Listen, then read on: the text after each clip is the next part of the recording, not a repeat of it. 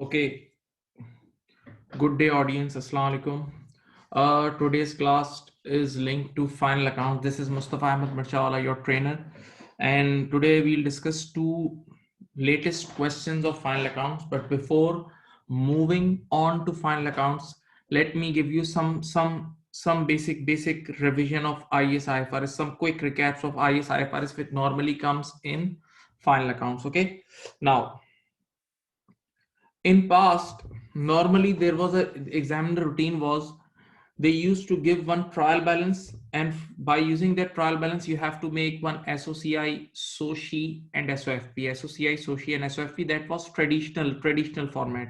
Still this format is applicable. Sometimes this type of questions may come in exam. Okay, but according to the latest questions, if you see, so normally they ask profit reconciliation. Normally they ask profit reconciliation.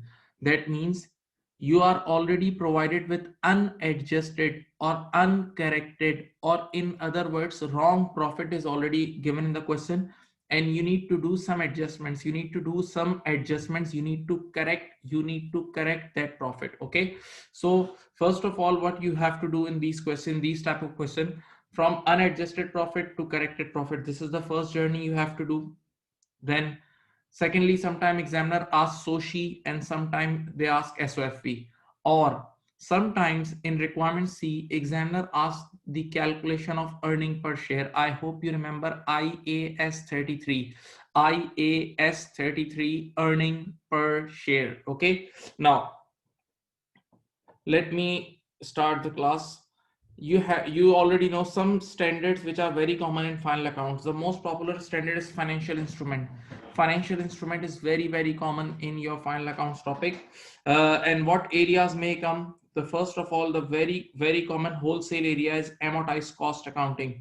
Amortized cost accounting in terms of financial liability. Financial liability means you have taken loan, not you have given loan, you have taken loan. Okay, and in this case two interest rates are normally given: coupon rate and effective interest rate. Coupon rate and effective interest rate. Okay, so you need to book interest expense or finance cost, interest expense or finance cost using effective interest rate, using effective interest rate. Okay, but normally in 99% questions, cash interest paid, that is coupon interest paid, is already adjusted, has already been adjusted. So you need to do the remaining adjustment. Normally you need to do the remaining adjustment.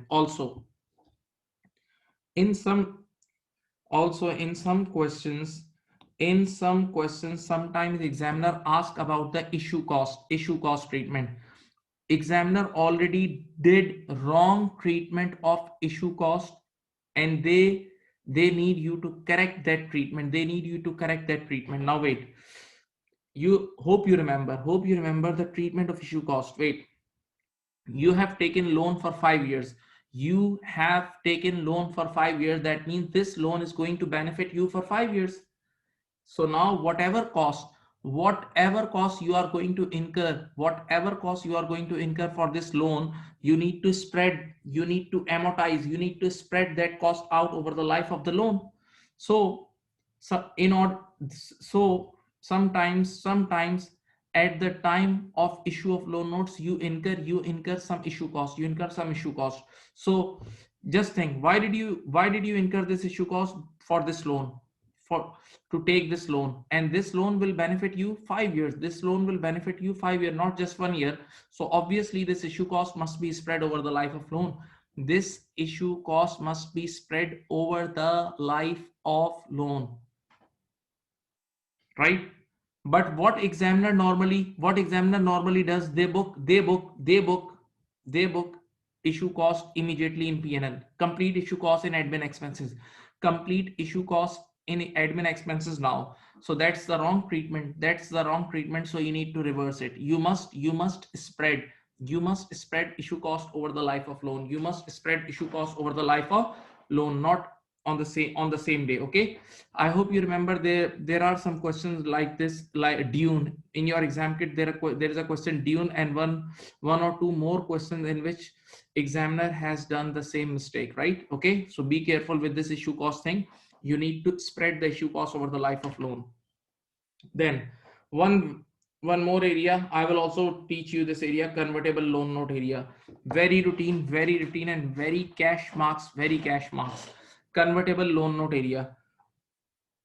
Convertible loan note is also called hybrid or compound financial instrument, which contains both debt and equity element, right? So always first check if if convertible loan note is issued in front of you in the same accounting period. If convertible loan note is issued in front of you in the same accounting period, so first of all you need to split. First of all you need to split debt and equity. First of all you need to split debt and equity, debt and equity. And how you gonna do this? First of all, treat the complete transaction as a pure loan and identify all cash flows. There are two types of cash flows basically: physical interest, and finally the redemption amount, the principal amount. Okay, plot those cash flows, and discount them. Plot those cash flows and discount them. Compute the present value using the market rate. Compute the present value of all future cash flows using the market interest rate. Then you will get present value of liability element. Now the difference between consideration, the amount of total loan, and the present value of loan is the equity option. So you need to make some entries at the day one, and also you need to calculate the finance cost. Don't worry about this topic, this will come in our question today, so it's not a big deal. One more easy area of financial instrument is classification of financial asset. I hope you remember IFRS 9. You can invest money in equity market as well as loan market, equity market and as well as loan market. So if you have invested funds in equity market, that means you have bought shares of certain company. So then you have two options, then you have two categories to classify your financial asset. The first one is fair value through PNL. And the second one is fair value through other comprehensive income. Okay. I hope you remember that fair value through PNL is the default category. Category. That means if examiner is silent, that means you always classify the investment in fair value through PNL. In fair value through PNL, the investment is carried at fair value with all changes in fair value to be taken to PNL. Including the transaction cost. But when it is written that accountant has done irrevocable election, don't forget the word election, to classify the investment at fair value through OCI, then you must go for fair value through OCI. In fair value through OCI, again the investment is classified at fair value. Right? Okay. But this time all changes in fair value, upward or downward, to be taken to OCI. But don't forget, in this case the transaction cost will be capitalized. Okay, right? And now one more thing: in future when you sell this investment, when you dispose of these shares of fair value through OCI, all previous equity, or I must say all previous revaluation reserve will be transferred to retain earning. That means within equity transfer. Okay. So these are very famous areas in which normally comes in final accounts, and you must know, right? Then with IS 16, the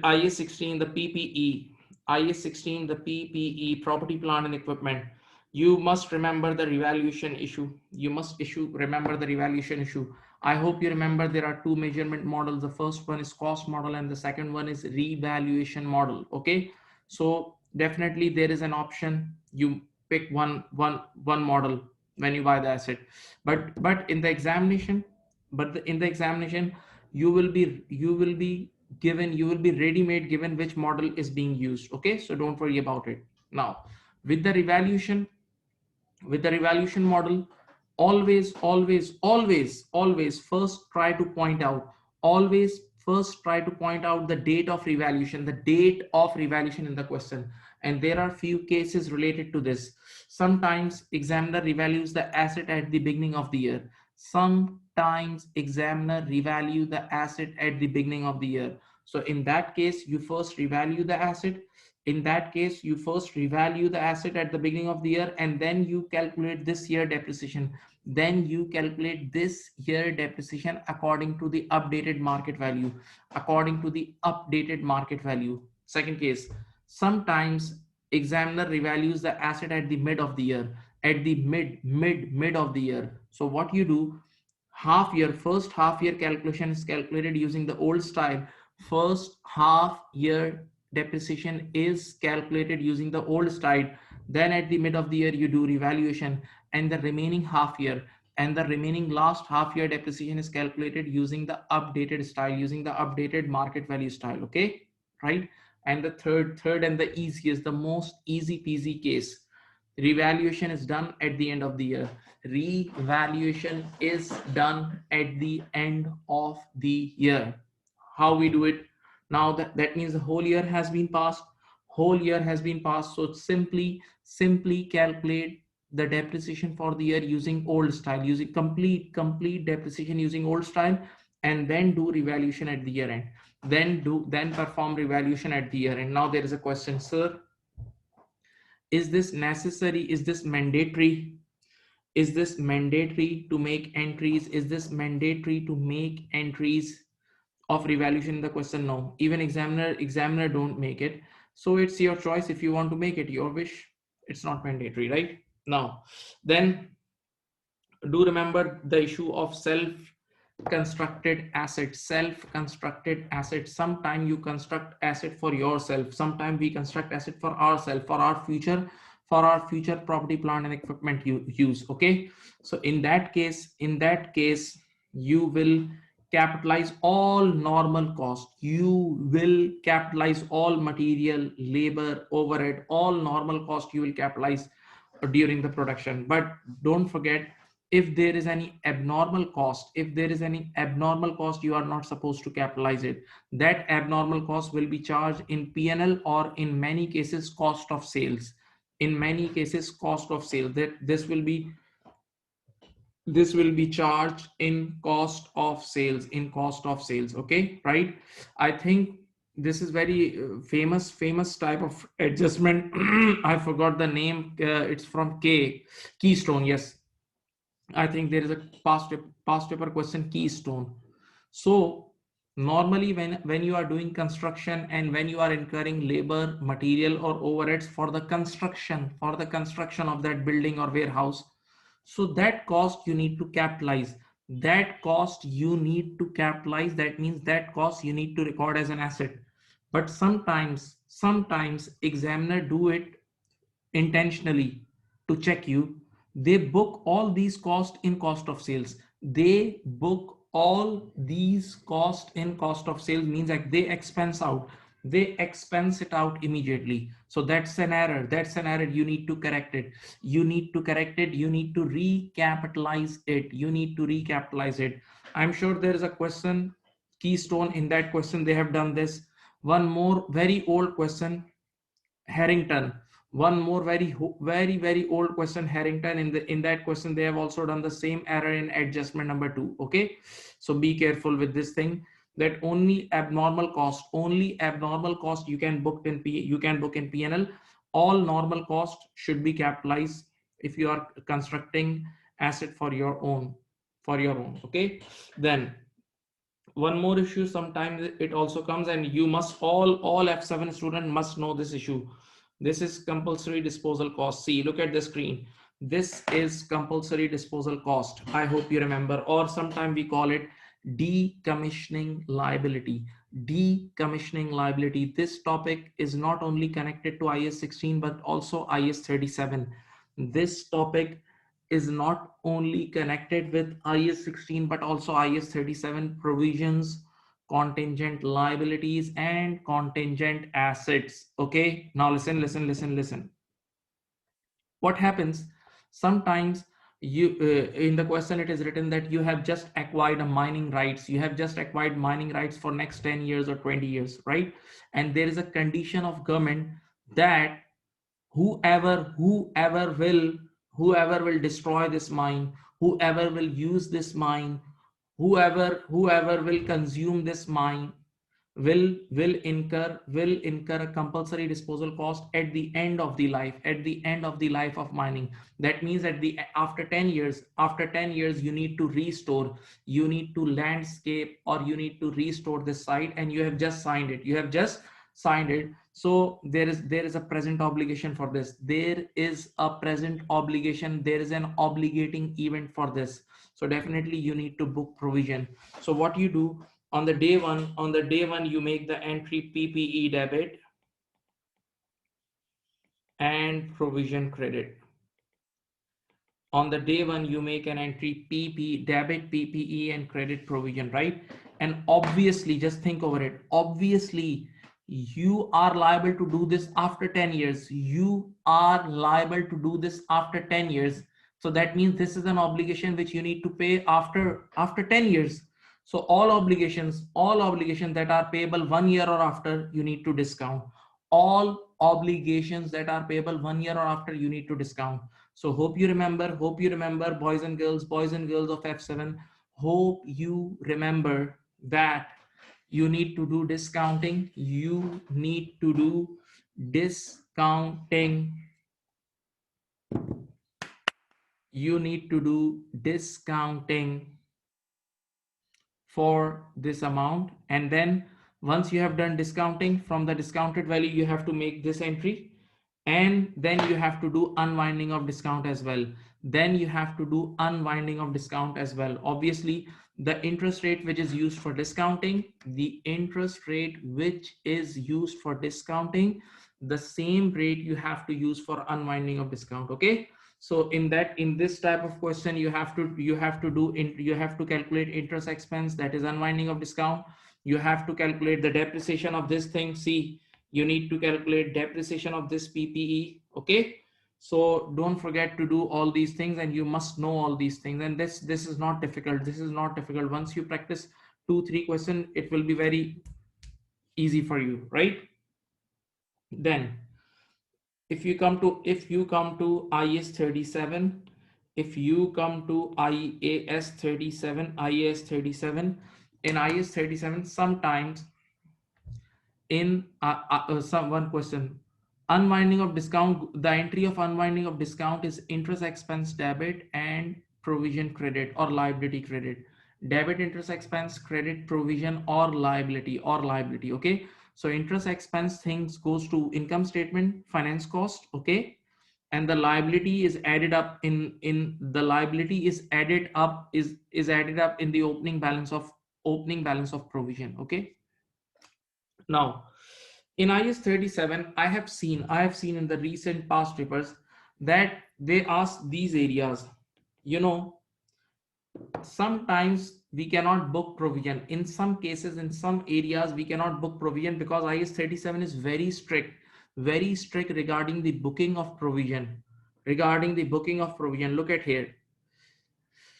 If there is no present obligation, or if there is no obligating event, you cannot book provision at all. You can't think of booking provision at all. It's not allowed. Okay. So hope you remember these cases.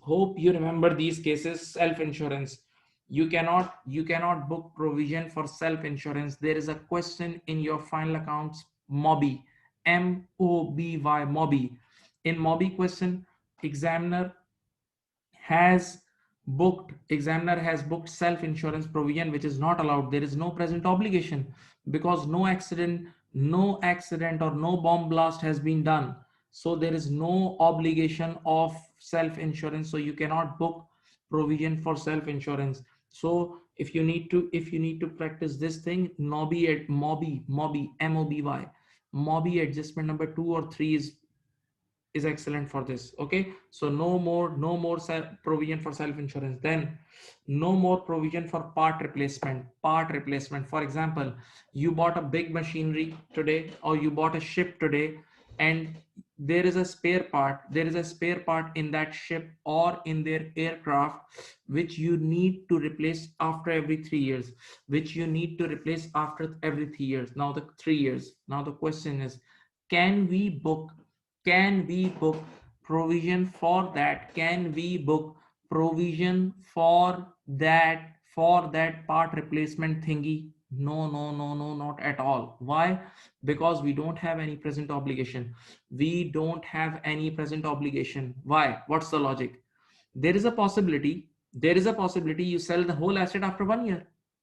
You sell the complete asset after 1 year. So if you sell this complete asset after 1 year, you don't need to change the spare part after 3 years.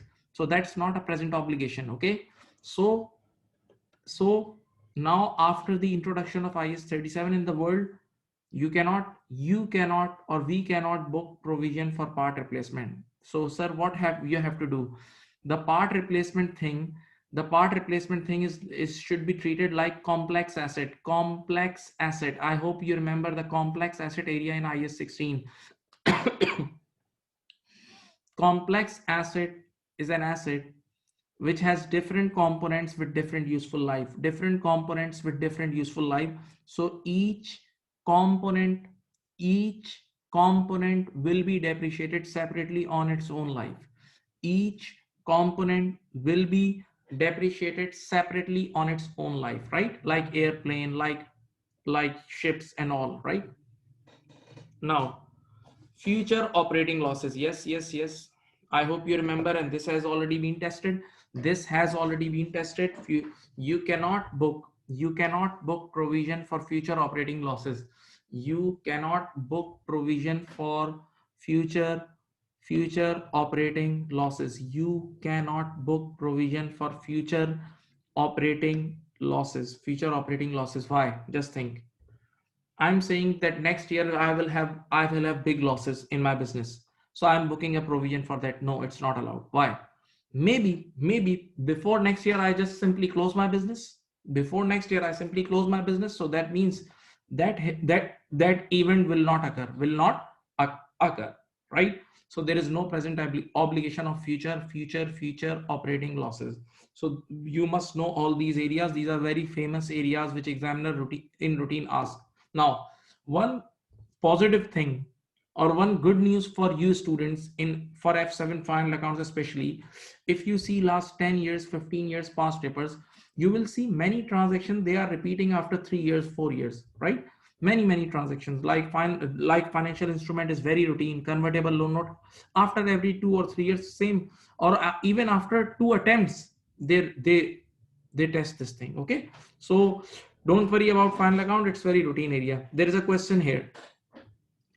Sir, kindly explain the difference between complex asset and overhauling asset. Wait, giving you short answer. For your exam, for from the point of view of treatment, both treatment is almost same. Both treatment is almost same. Okay. In terms of calculation, treatment is same, right? Because overhauling is also depreciated separately, and in complex asset you also depreciate each and every component separately.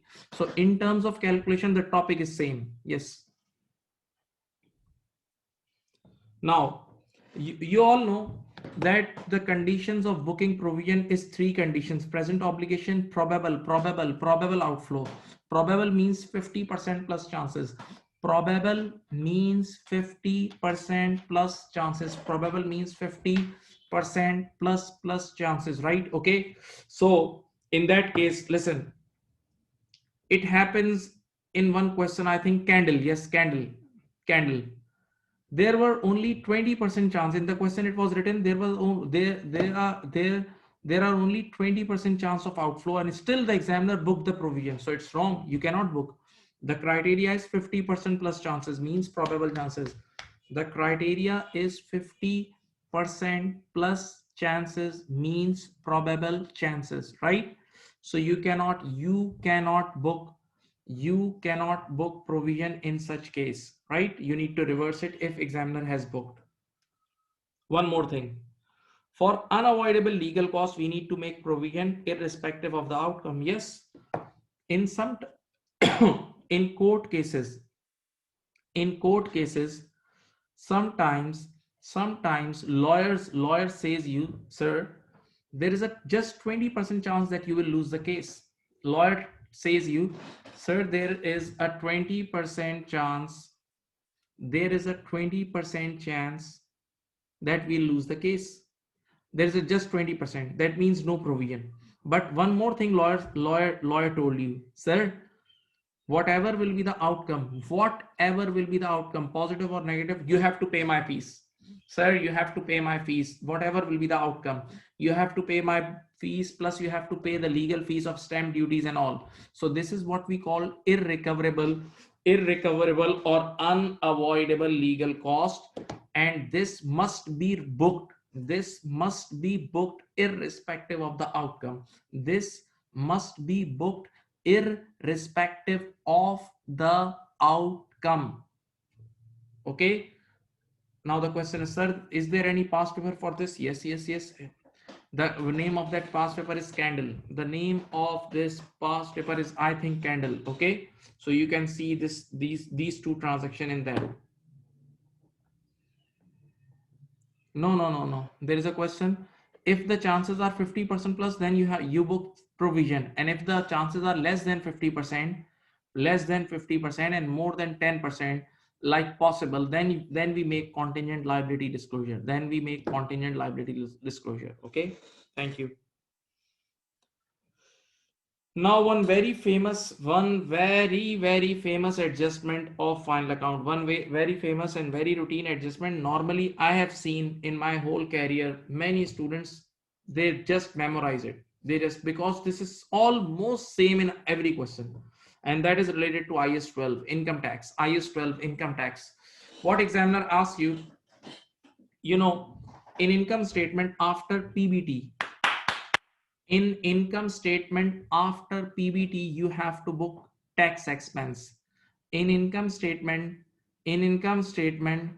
after PBT, you have to book tax expense. This tax expense is basically the combination of current tax and deferred tax. Whatever tax expense you report in the income statement is basically the combination of current tax and deferred tax. That is total tax. Okay, and hope you remember, in current tax you normally do two workings. The first thing is under over provision. From last year, because last year tax we pay this year, last year's tax we pay this year. So the first thing is under over provision. Under provision is your expense and over provision is your income. And definitely wait, there is a recognition. When under provision is expense, so it must be on the debit side of the trial balance, and over provision is income, so it must be on the credit side. It must be on the credit side of the trial balance Okay, right? The second thing is current tax liability. This year's estimated tax liability is also your expense. So you just netted off these two and you will get your current tax. The second thing which you need to calculate is deferred tax. Expense or income. Deferred tax expense means charge, or deferred tax income means credits. Okay, how you do it? How you do this thing? You make one account. See this T account. You make one T account of deferred tax. Open your eyes. You make one T account of deferred tax, and in that T account, this opening liability is ready-made, always given. Opening deferred tax liability is ready-made, always given at the top, right, at the trial balance. Then you have to calculate this closing liability. Or sometimes sometimes examiner gives you ready-made. Closing deferred tax liability. But what if you are asked to calculate this closing? So how you do it? Taxable TD at the year end, multiply by the tax rate. For example, the tax rate is 30%. In this way you can calculate. Okay, Year-end taxable TDs multiplied by tax rate. Year-end taxable TDs multiplied by tax rate, you get this closing. Okay. Now, normally the difference, if the difference is coming on this side, this is your expense. This is your expense. And if the difference is here, this is your income or credits. This is your income or credits. Okay. In simple terms, if the balancing figure, is here, then this is your expense or charge, and if the balancing figure is here, that's your credits. One more thing, or we say it's a routine topic. One more thing, what it's also a routine topic, and that topic is deferred tax on revaluation. Sometimes there is upward revaluation of IAS 16 in the question. And there is a deferred tax relating to that upward revaluation. So what entry you make for that? Hope you remember what entry you make for that. The entry for deferred tax on revaluation is, this is the entry C.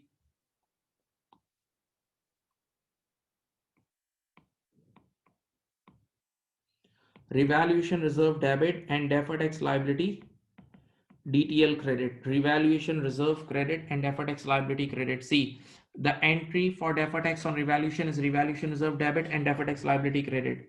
So see, this you need to post. You need to post this entry.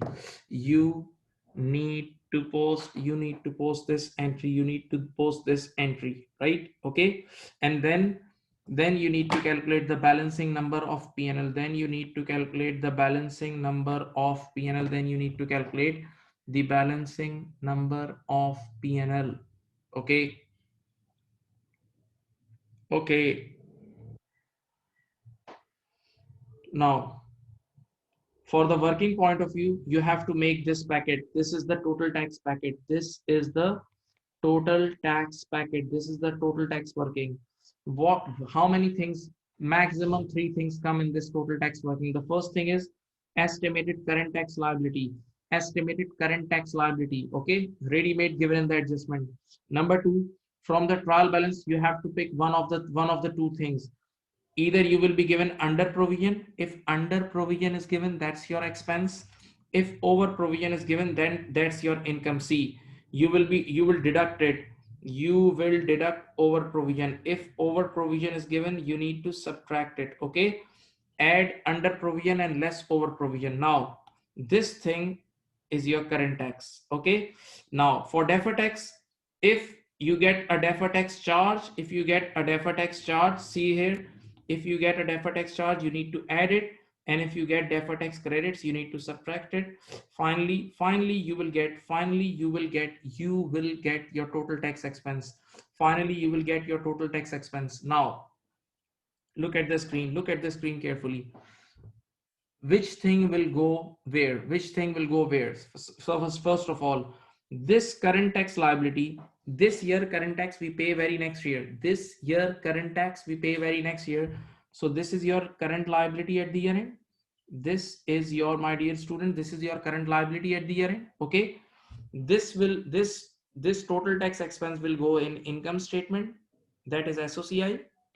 Okay, and finally, wait, and this closing deferred tax liability is a non-current liability of year end. It's a non-current liability of year end. Three famous things you can see on the screen. Current tax liability will go as a current liability. Number one, the total of this packet, that is total tax expense, will go in the income statement after PBT. And the third thing is the closing balance of deferred tax liability. The closing balance of deferred tax liability will be reported as a non-current liability in the SOFP. You can have a look.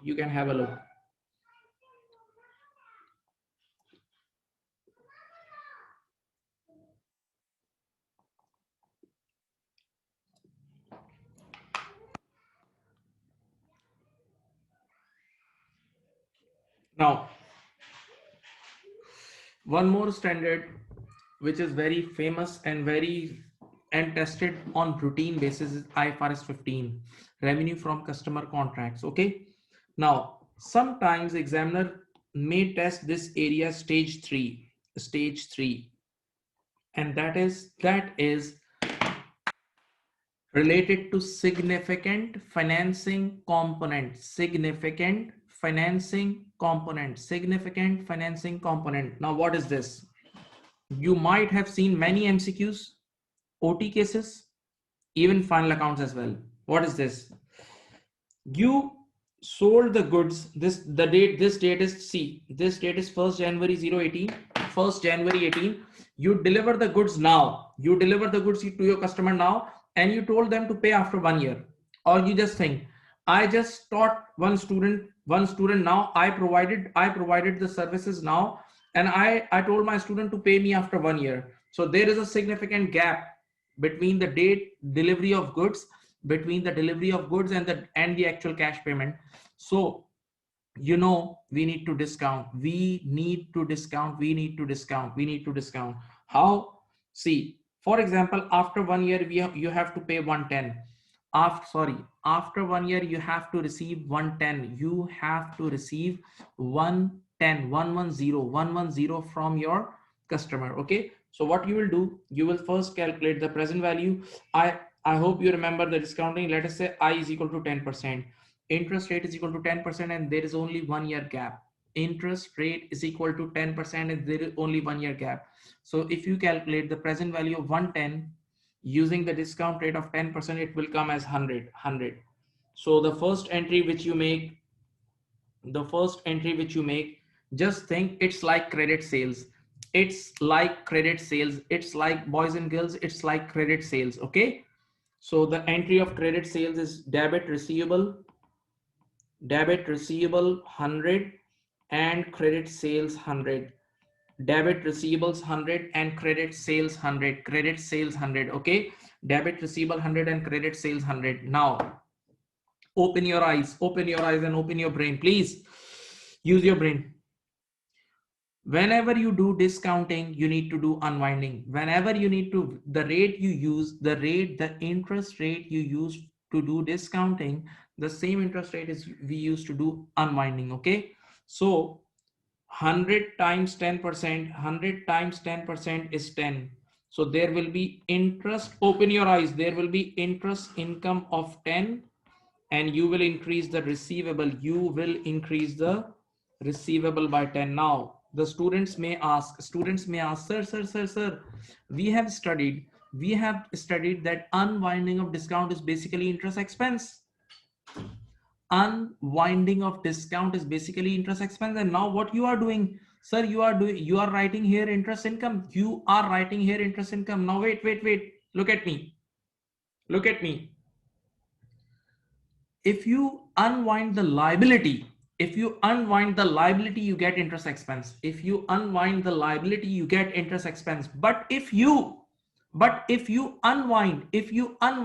asset, this time you are doing unwinding on receivable, you will get interest income. Don't forget, if you unwind the liability, you will get interest expense, but when you unwind the receivable, you get interest income. Okay, so now just think, 100 plus 10, the exact 110 at the end of the year, and at the end of the year you will be receiving 110. Okay,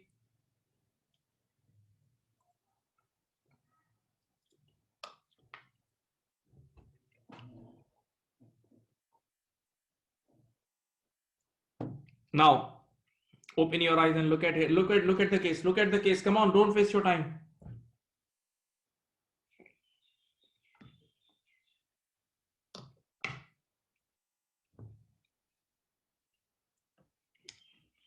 One more issue.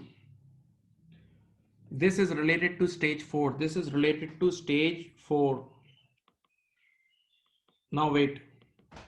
For example, I sell three things. I sell machine, I do installation with machine, I provide installation service, and then I give 2 years service, 2 years maintenance service as well. I repeat, I give three things to my customer. Number one, I provide machine right away. I do installation for my customer, and I do maintenance service. I give maintenance service for next 2 years, after sales service, you can say. So if the standalone prices are 50, 80, and 20. If somebody if somebody pays separately for these three, the prices are there. But if somebody pays, yes, Azan, wait,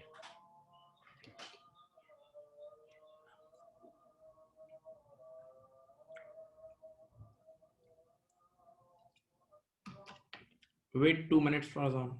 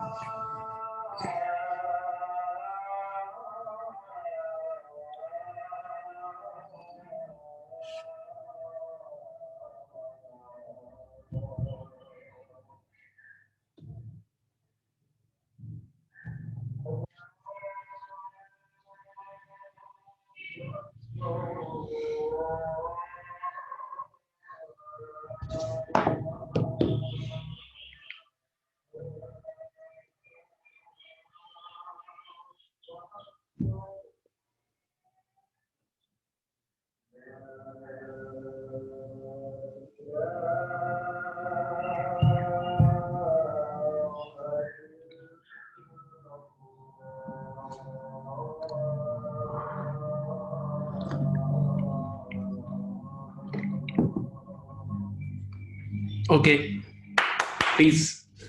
So the standalone prices of machine is 50, installation is 80, and service, 2 year service is 20. Okay, if somebody pays separately for these three, which are this. But if somebody pays in one go for all these three, the package is 120. The package is 120. So hope you remember.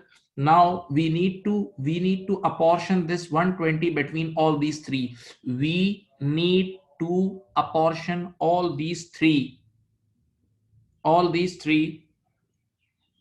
sorry, we need to apportion 120 between all these three, among all these three, right? Okay, right. What will be the base? The base for apportion will be standalone prices.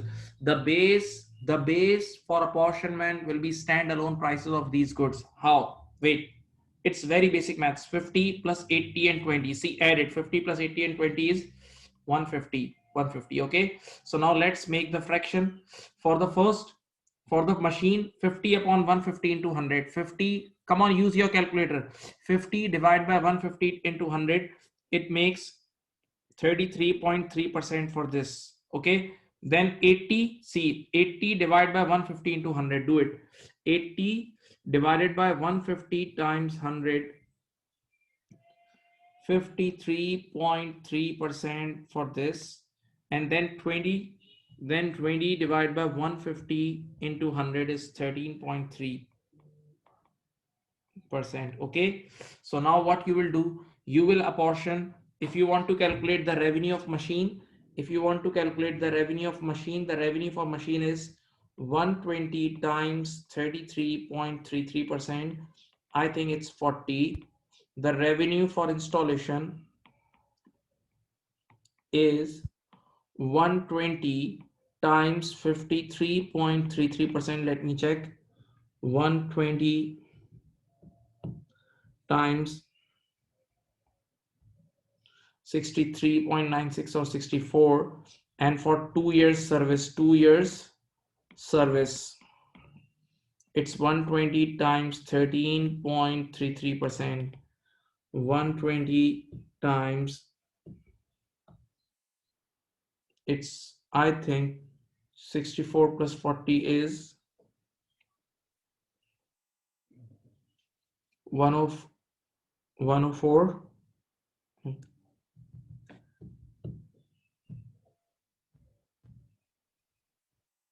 Yes, it's 16, right?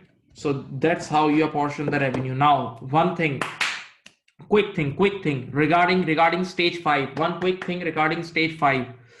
Now, as the machine is provided on the spot, machine is delivered, the control of the machine is transferred to the customer on the spot. So we'll book revenue immediately, immediate, right? For machine, we'll book revenue immediately, right? Point in time. Then for installation is also done on the same day. Normally installation is also done on the same day, so immediate, again immediate. Installation revenue is also immediate, but use this, but look at here, but for 2 years service you will provide overtime, so definitely the revenue of this 2 years service must be spread over 2 years, must be booked over 2 years. Okay, so these are basic things. No need to fear anything about it. Okay, these are very basic things, just simply note it down, just simply make notes. You can do it. Okay, have a look.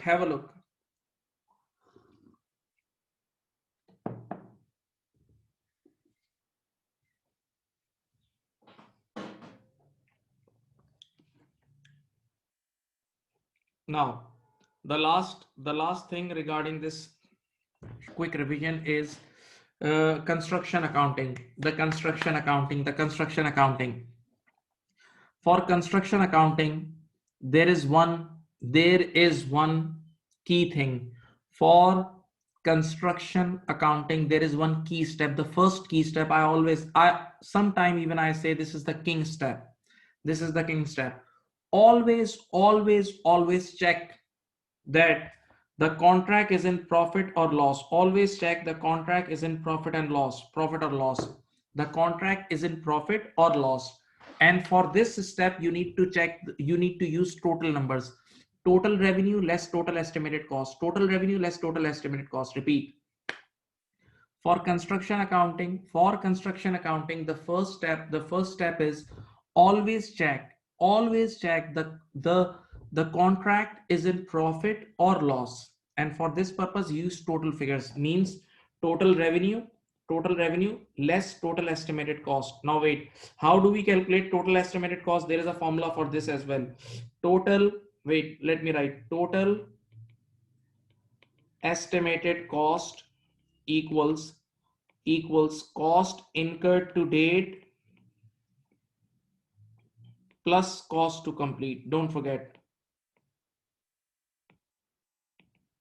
the formula for total estimated cost is cost incurred to date plus cost to complete. Sometimes examiner gives you ready made. Sometimes examiner gives you ready-made total estimated cost, then you don't need to worry about it. Sometimes examiner gives you ready-made total estimated cost, then you don't need to worry about it. And sometimes the breakup is given. Even today I'll teach you one question. In that question the breakup is given: cost incurred to date plus cost to complete. Okay, so use this total estimated cost here, and if the number is profit, if the final answer is profit, positive profit, if profit is given, then book that profit according to stage of completion, then book that profit according to stage of completion over time. Okay, and there are two methods of calculating SOC. The first is input method. In input method, the formula is cost incurred to date divided by total estimated cost time 100. Cost incurred to date divided by total estimated cost time 100. And the second formula is output method. The second is output. Okay, value of work certified to date divided by total contract price times 100. Okay, so you may have to use one of these formula. Okay, and once you get stage of completion, for example the stage of completion is 40% or 30%, then you will multiply. Look at here, you will multiply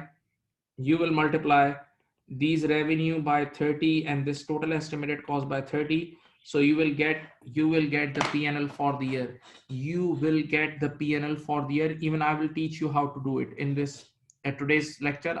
We'll be doing a practical question regarding this as well.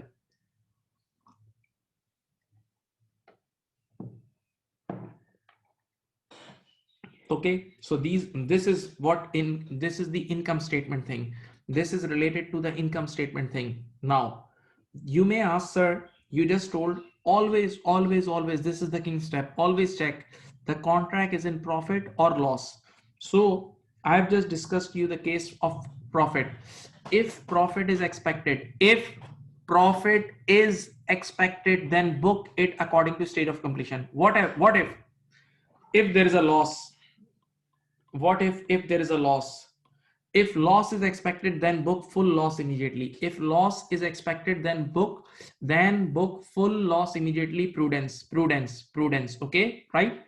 Now there is one more working related to SOFP. This is easy working. See, I have just enlarged it, and this thing will go in SOFP. This thing will go in SOFP. But don't forget, first thing. See, I'm using my highlighter again. SOFP is always as at. SOFP is always as at. Don't forget, SOFP is always as at. So you need to use the as at numbers, or you call it to date numbers. So first thing, what you will write, cost incurred means past tense. Cost incurred means actual cost incurred. Cost incurred means actual cost incurred. First thing, cost incurred to date, add profit recognized to date. What if there is a loss? Obviously you need to subtract, but I'm right now in my format it's profit. Okay, so cost incurred to date. See, to date, I have changed the color. Even I've changed the color of the pen. And profit recognized to date as at less progress billings. Progress billings means that amount invoiced. So to date, how much invoices you have sent. Okay, then if the answer is positive, then this is your contract asset. If the answer is negative, it's a contract liability. Definitely this contract asset will go in current asset side of SOFP, and this liability will go in the current liability section. Please have a look.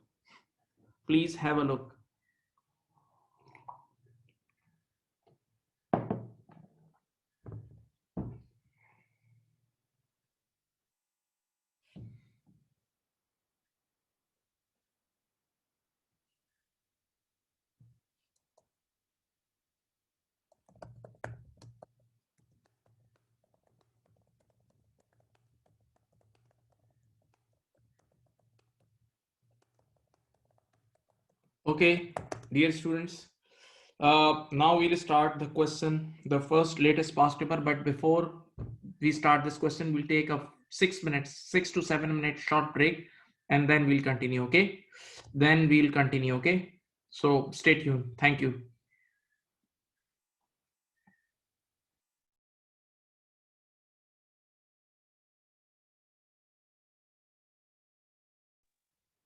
Okay, welcome back.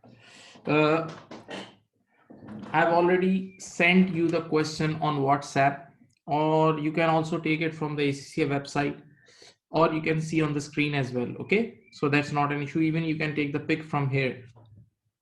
Now, the name of the question. The name of the question is Dugan Company. Dugan Company is the name of the question. Okay, so they have provided you a trial balance in this question. They have provided you a trial balance in the question. This is latest question. I think it, 2 years or 1.5 year old, right? It's a latest question. Yes, recording is started. No issue. Now, so you are given the convertible loan notes, cost of sales, finance cost, operating expenses, revenue and all. Now, first of all, let's read the requirement. What's the requirement? The requirement says prepare a statement of profit and loss. Simple question, simple income statement. Simple income statement you need to calculate. You need to make a simple income statement. Then in the second requirement, you need to make SOSHI, statement of changes in equity, SOSHI. Okay. And in the third requirement is basic EPS, earning per share, free marks. EPS is total free marks. EPS is total free marks. Okay. Now let's start the question. Now let's start with adjustment number one. Let's start with adjustment number one. Be attentive. First of all, yes, the first technique is always see the accounting period. Always see the accounting period at first instance. The accounting period is 30th June x8. So that means it's starting on 1st of July. See, this is your accounting period. 1st July x7 to 30th June x8. This is your accounting period. 1st July x7 to 30th June x8. 1st July x7 to 30th June x8. This is your accounting period, right? Now, note number one. Note number one is basically IFRS 15. IFRS 15, which we had just studied, the construction thing. Dugan Company entered into a contract where the performance obligation is satisfied over time. It's like construction accounting. It's like construction accounting. In construction accounting also we satisfy the performance obligation over time. Now the total price on the contract is 9 million, with the total expected cost is 5 million. Now hold, just have a look and think. Just have a look and think. The total revenue is 9 million and total estimated cost is 5 million. So obviously there is a profit. Obviously there is a profit in the question. Obviously you can see a profit in the question. And when it is the case of profit, listen, when it is the case of profit, you book profit according to stage of completion. You book profit according to stage of completion. Okay. Now one very interesting thing I want to say, and you should think over it. You should also think over it. Whenever you calculate SOC, or whenever it is given ready made, whenever you calculate SOC, or whenever it is given ready made, it is always as at. Stage of completion is always as at. Okay. Now read it. Progress towards the completion was measured at 50% at 30th June x7 and 80% on 30th June x8. Now this is very interesting point, and this is one excellent learning for you. This project has not started in this current accounting period. This is old project. Just think, our accounting period is 1st July x7. Our accounting period is 1st July x7 to 30th June x8. And you know, you can read that this project is old. This project is old. Already 50% complete as at 30th June x7. That means this project has been started last year. This project was started last year. Old project. So whenever you get such questions, you need to make P&L using differential of 2 as at P&L. Again I repeat, relax and listen. If you get such questions in which the contract started in last accounting period, in which the contract started in last accounting period, in that case, if you need to calculate for the year profits, for the year P&L, for the year P&L, you need to take the difference between two as at P&L. You need to take the difference between two as at P&L. Okay. Now, the correct entries were made in the year ended 30th June X7. Thank God. Last year workings are done and they are already correct. But no entries have been made for the year ended 30th June X8. They have not done anything for this current year. They have not done anything for the current year. Now, just hold 30 seconds and look at this and make a plan in your mind, and then I'll show you how to do it. It's not difficult. It's not difficult.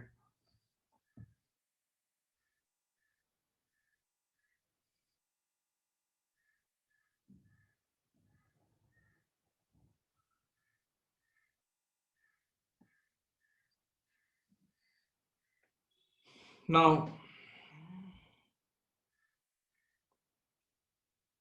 listen, look at here.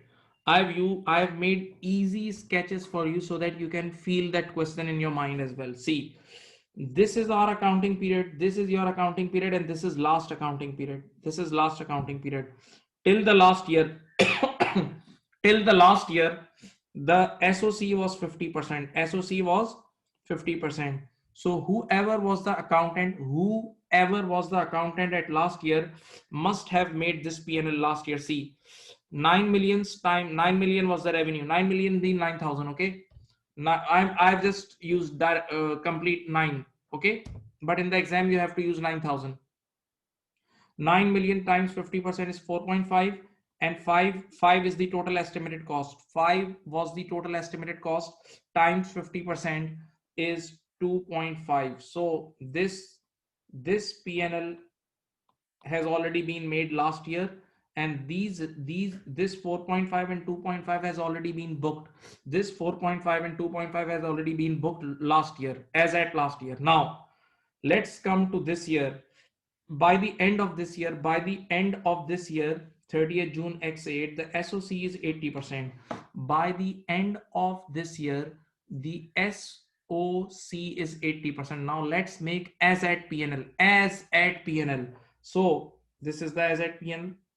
9 millions times 80%, 7.2. And 5 million is the total estimated cost times 80% is 4. So definitely the difference is, I think, 3.2. Okay. Now, if you want to make, wait. If you want to make a for the year PNLC in between, if you want to make a for the year PNL,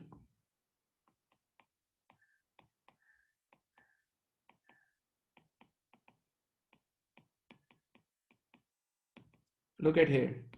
Then simply take the difference between these two PNL. Simply take the difference between these two PNL. See the revenue 7.2 minus 4.5. Revenue 7.2 minus 4.5. 7.2 minus 4.5 is how much? Wait.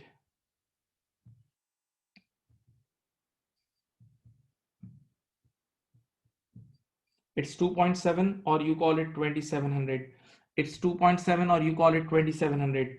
And what will come in cost of sales? Wait. The as at cost of sales is 4.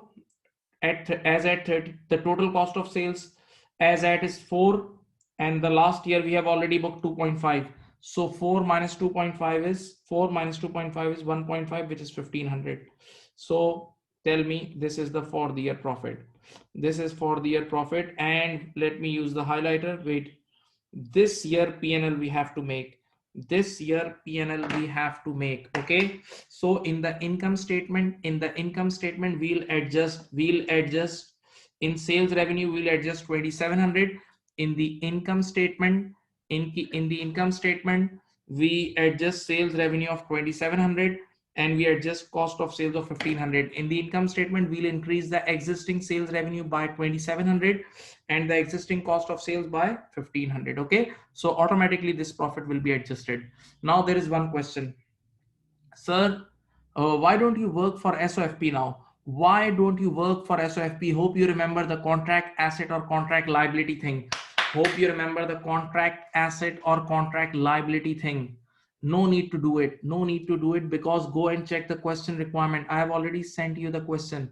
Go and check the question requirement. I have already sent you. I have already sent you. Listen, listen.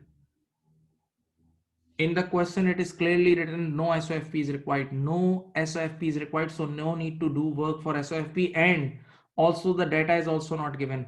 SOFP related data is also not given. So you cannot calculate it as well. Okay. So simply you have to adjust these numbers.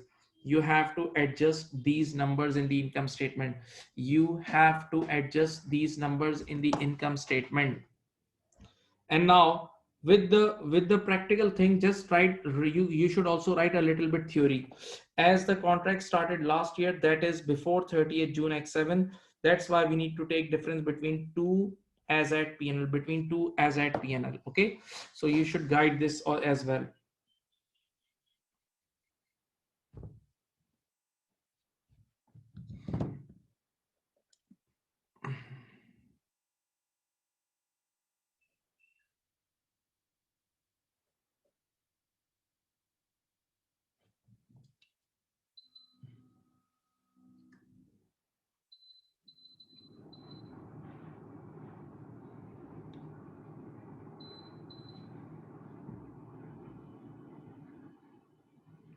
There is one question from a student. Sir, if we simply take the difference between 80 and 50, look at here. If we simply take the difference between 80 and 50, the 30%, the answer will be same. Yes, I know. In this question, the answer is same. But if you have seen the other past papers and the exam kit question and the study text question, normally this total estimated cost, the total estimate, just think the word total estimated cost, it changes. It changes. So if you try to apply the shortcut every time, it won't work. Okay, so be careful. So it's better you make the two PNL, make the habit of two PNLs. Okay, the simple short, this shortcut may work here. Okay, I agree, but it won't work in each and every question. So be very careful.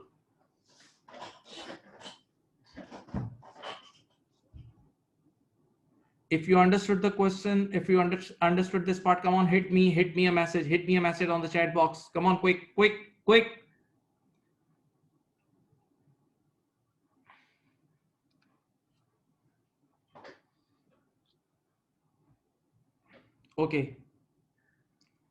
Okay, dear students, now the second requirement is related to IS 37, and there is some unwinding of discount as well. Don't forget, the accounting period must be in your mind. The accounting period must be in your mind, and your accounting period is 1st July X7 to 30th June X8. 1st July X7 to 30th June X8. Don't forget. Now, on, see the date, on 1st of January X8, that means mid of the year. 1st January X8 means mid of the year. Dugan company was notified that an XXX means existing ex-employee had started court proceeding against them for unfair dismissal. Legal advice was that there was an 80% chance, yes, it is probable, 80% chance is probable. Okay, so there is a present obligation plus probable outflow. See, you can clearly see the conditions, of provision. Okay, so definitely you need to book provision, that Dugan company would lose the case and would need to pay an estimated 1.012. 1.012 means if we adjust 30, it become 1012. If you adjust 30, it become 1012 on 1st January X9. Now wait. Right now we are at 1st January X8. Right now we are at 1st January X8. And we need to pay this amount on 1st of January X9. We need to pay this amount on 1st of January X9. That means exact 1 year gap. And you know this is the basics of F7, that all liabilities and all payables which we have to pay 1 year or after, we need to discount. So definitely discounting is must here. Okay, now Based on this advice, Dugan Company recorded a provision of 800k. 800k. Oh, let me check. We need to check the present value. If this is 800k, then it's okay. Otherwise, we need to do adjustment. Only 800,000. 800,000. And has made no further adjustment. The provision was recorded in operating expenses. Okay, no issue. Dugan Company has a cost of capital of 10% per annum, and the discount factor, see, they have just for the savings of time, they have given you ready made, and the discount factor at 10% is 0.9091. This is relevant. Okay, I hope you can make a plan in your mind. How you will make a plan? You will be doing discounting. Of 1 year, and the ready-made discount factor is given. How to do discounting? If discount factor is given, simply multiply the future cash flow with the discount factor. Simply multiply the future cash flow with the discount factor. You will get the present value. Okay.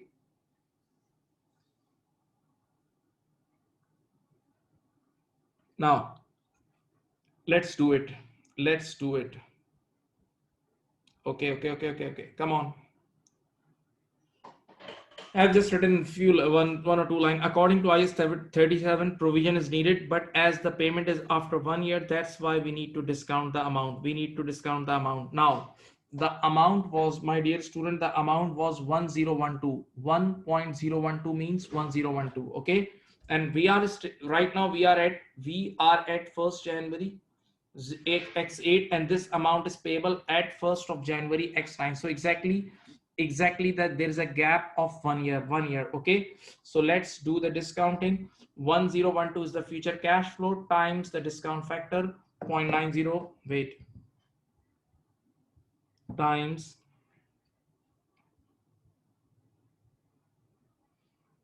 it's almost 920.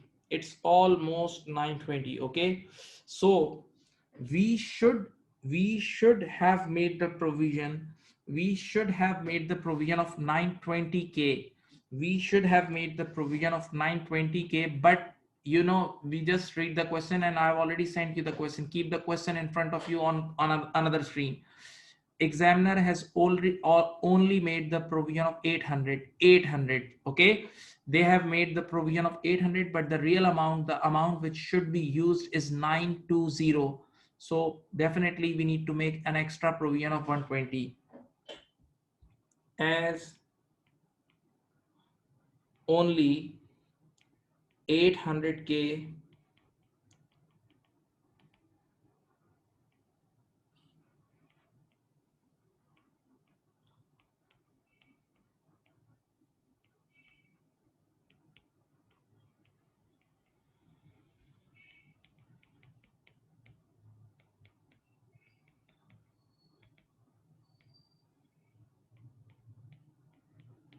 Okay, so the entry will be P&L debit, or wait, they have already guided us that this should be booked in operating expenses. You can also write the debit P&L, or you can write operating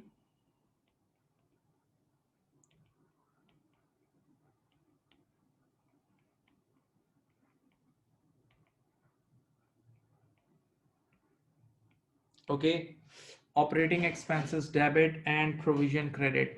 Operating expense debit and provision credit. Okay, so this is the first entry. Which we need to adjust. This is the first entry which we need to make. One more thing which is left. The accountant has only made the provision, but can you just think, we have just done the discounting. Thing, and whenever we do discounting, we need to do unwinding as well. Whenever we do discounting, we have to do unwinding as well. But be careful. Unwinding, listen my words. Unwinding you have to do just by according to your accounting period. Unwinding you have to do according to your accounting period. Now look at your accounting period. See, your accounting period is Your accounting period is 30th June X8. Your accounting period is 30th June X8. Your accounting period is 30th June X8. Your accounting period is 30th of June X8. Your accounting period is 30th June X8. Okay, so only 6 months, 6 months unwinding of discount. Now wait, this 920 is the present value. Okay, and you remember these famous dialogues. You must have remembered these famous dialogue. Whatever rate is used for discounting, whatever rate is used for discounting, the same rate is used for unwinding as well. Whatever rate we use for discounting, the same rate we use for unwinding. But don't forget, it's only 6 months. Oh, so what will be the unwinding amount? See, interest expense is equal to, wait, 920 times 10% times 6 upon 12. Come on, 920 times 10% times 6 upon 12. I think it's 46. Okay, so the entry will be debit interest expense 46, and credit provision entry is not needed, but I'm just making it 46. So the adjustment is done. Finally, the adjustment is done. Finally, the adjustment is done. Look at here. The adjustment is done. So, sir, how many things we need to adjust? Sir, how many things we need to adjust? Only two things. Only two things. Open your eyes. The first thing is operating expenses of 120. The first thing is operating, you need to increase the operating expenses by 120. And the second thing, you need to adjust interest expense by 46. You need to adjust interest expense by 46. You need to adjust interest expense by 46. You need to increase interest expense, finance cost by 40. Just two things. Just two things. Okay. Okay, just giving you 30 seconds. Have a look, have a look, have a look, and tell me if you understood it. Tell me, type it, please.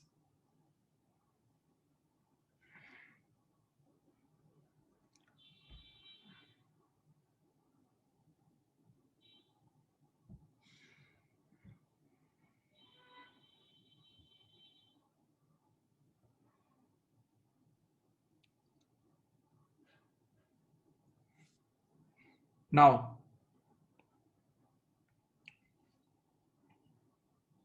now let's post these two adjustment in the income statement. First of all, let's post these two. In the first adjustment, the 2700 is revenue and 1500 is cost of sales. 2700 will be posted in sales revenue and 1500 in cost of sales. Okay, let's post it. First of all, see, see the income statement. Can you see the income statement? The numbers I have already written are from the trial balance. The number already written in the income statement in front of you are taken from the trial balance. You can see, you can check, you can verify from trial balance. Okay, you have the question. So 43,200 is the existing number, and we'll add 2,700 in the sales revenue.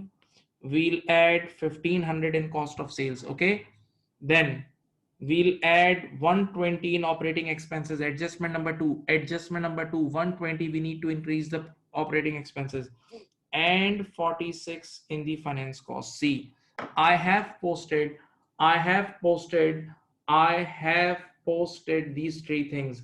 I have posted these three things in front of you. You can see the sales revenue. I have adjusted the sales revenue figure number one. I have adjusted the cost of sales number. I have increased the operating expenses of adjustment number two, and the finance cost by 46. Okay, the existing numbers I have taken from the trial balance, which is given in the question. You can also verify. I've already sent you the question.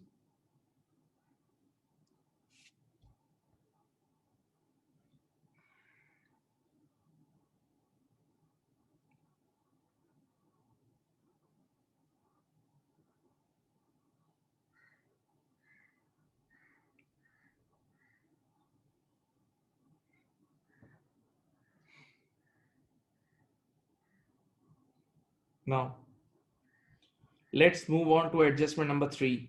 Let's move on to adjustment number 3, your favorite adjustment, adjustment number 3. Adjustment number 3 is taxation. Taxation, just look at here. You just need to make the packet of total tax. You just need to make the packet of total tax, okay? And total tax means sum of two taxes, current tax and deferred tax, current tax and deferred tax, current tax and deferred tax, okay? Now, the balance relating to tax in the trial balance relates to the under over provision from the prior period. Okay, wait. They have openly told you that the balance in the trial balance is under or over provision. Now, what's the identification? Come on. What's the identification of under or over? Under provision is expense. It comes on the debit side. Under provision is the expense. It comes on the debit side. Over provision comes on credit side. Okay, let's see. Okay, tell me. See, the tax is on the credit side. That's why it's over provision. Okay, this is income. The tax thing is on the credit side. That's why it's over provision and it's your income. Okay. So one thing is over provision 130, and the second thing now, the tax estimate for the year ended 30th June. This year current tax liability is 2.1. So you can make your own packet. Wherever you are sitting, you can make your own packet. First of all, you will write the estimated current tax. You will add the estimated current tax, that is 2.1 million or 2100. 2.1 million or 2100. 2.1 million or 2100. The second thing, you will deduct as over provision. Over provision is deducted because it's an income. Okay, so these two things will make your total tax. Okay, then the third thing. Now, in addition to this, there has been a decrease. In taxable temporary differences of 2 million in the year. See, decrease in taxable temporary difference, not deferred tax provision. This is taxable TDs, taxable temporary difference. Let's look at here. If you multiply this taxable TD with tax rate, if you multiply this taxable TD with tax rate, then you will get DTL. Open your ears. If you multiply this taxable TD with tax rate, you get deferred tax liability. Right? Okay, right. Now,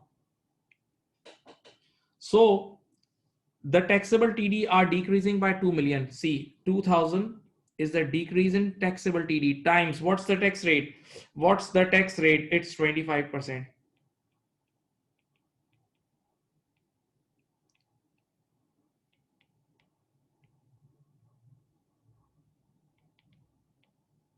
So finally, decrease in DTL is 500. Now just let's make the entry. In seconds, you can make the entry. The entry will be DTL debit 500, and this is decrease in DTL. So obviously P&L credit, it's an income. Decrease in deferred tax liability is your income. Yes, increase in deferred tax liability is expense. Decrease in deferred tax liability is your income or credit, and increase is your expense. So in this question, you have a deferred tax income. So almost everything is done. In this part. You can have a look.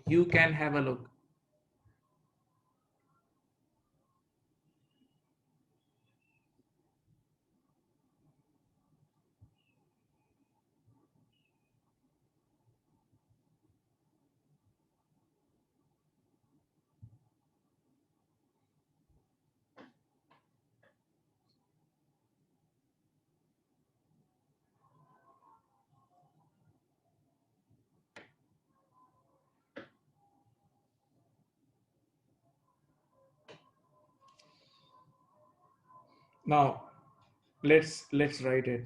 Okay, what's your this year current tax liability is 2100. Your over provision is 130. Your over provision is 130, right? Okay. Now, deferred tax credit is how much? Let me make the entry here for your relevance. 2000 times 25% decrease in DTL. So DTL debit 500 and PNL credit 500. Okay. Now, as this is your income, that's why it will come as a negative number. Tell me what's the final answer. 2100 minus 500 is 1600, and then 1470. 1470. 1470. 1470. Come on. 1470 is your final answer. Okay. Now, what is relevant for you right now? You are doing income statement. Right now you are doing income statement. So this, only this number is relevant for you. This is your total tax expense. This is your total tax expense. You don't need to discuss, you don't need to even discuss about the SOFP things. You don't need to even discuss about SOFP things. Leave it, forget it. You don't need to discuss about SOFP things. Okay.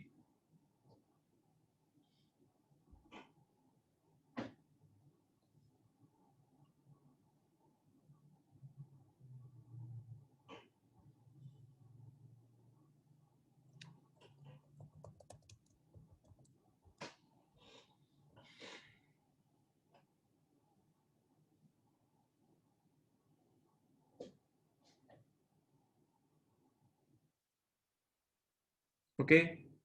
So we'll be posting this 1470 in the text, and soon I'll post, don't worry. Now let's move to adjustment number 4. Let's move to adjust. Yes, this is learning and this is routine thing. This is a very routine thing. Very famous adjustment, convertible loan notes. Sorry, convertible loan notes. Please look at here. Dugan Company issued 5 million 6% convertible loan notes on 1st July X7. The date is very, very important. The date changed everything, I'm telling you. So this date means at the beginning of your accounting period, you issued loan notes at the beginning of your accounting period. You issued loan notes at the beginning of your accounting period, right? So that means in front of you they issued the loan notes. So you, first of all, the first and very famous thing, you need to split debt and equity. You need to split debt and equity. Please, need your energy now.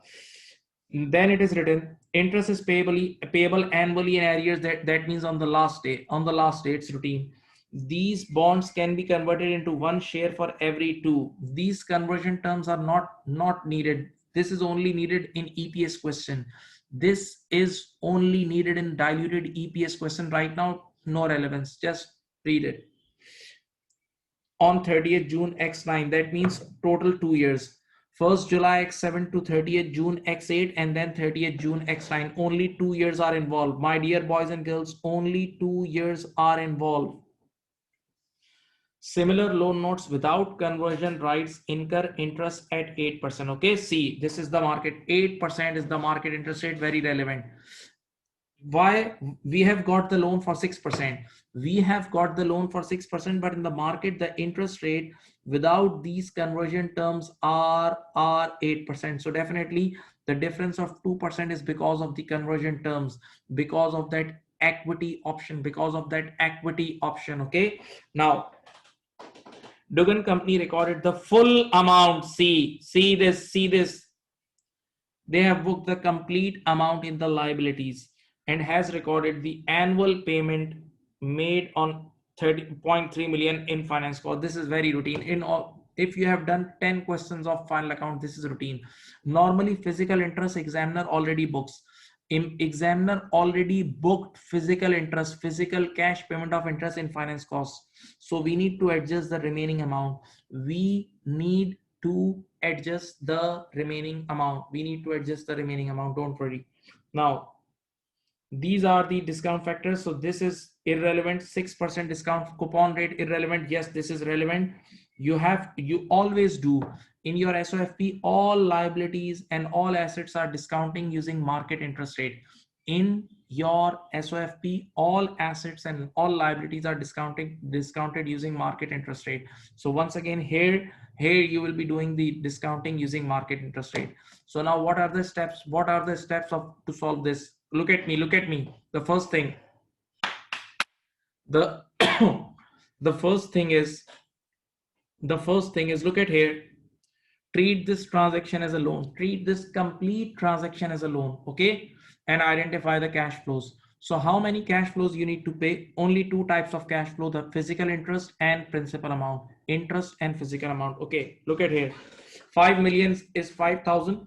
5 million is 5,000 times 6%. 5,000 times 6% is 300. 5,000 times 6% is 300. So every year you have to give 300 physical interest. Every year you need to give 300 physical interest. And at the end of year 2, you have to repay the principal amount of 5,000 as well. At the end of year 2, you need to repay the principal amount of 5,000 as well. Okay, so let's plot the cash flows and let's do discounting. It's very easy, it's very routine.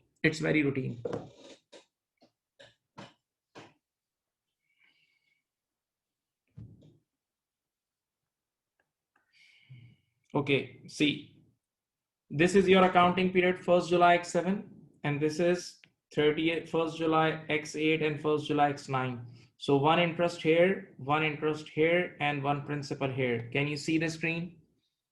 Now, this is going to be year 1 and this is year 2.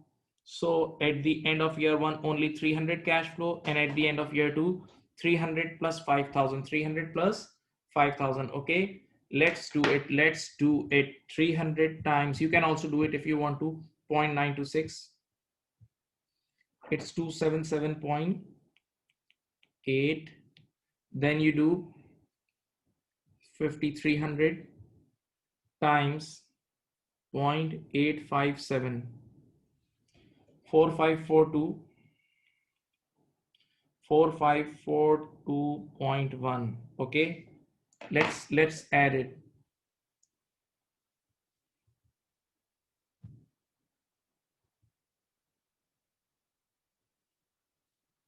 It's, I think, 4820. Now just think, do it with logic.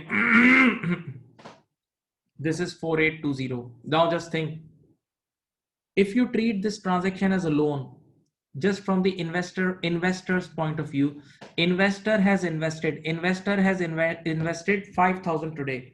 Investor has invested 5,000 today, and if you treat this transaction as a loan, investor is getting only 4820 in terms of present value. So there is a negative NPV. There is a negative NPV. So nobody will invest. But the investor has invested. And he's very happy. So why he has invested? Why he has invested in this deal? Because of the equity option. Because he has invested in equity as well. So what's the amount of equity option? Can you tell me? It's, I think, 180. 180 is the equity option. Okay, 180 is the equity option, right? So wait, just have a look. Come on, quick look.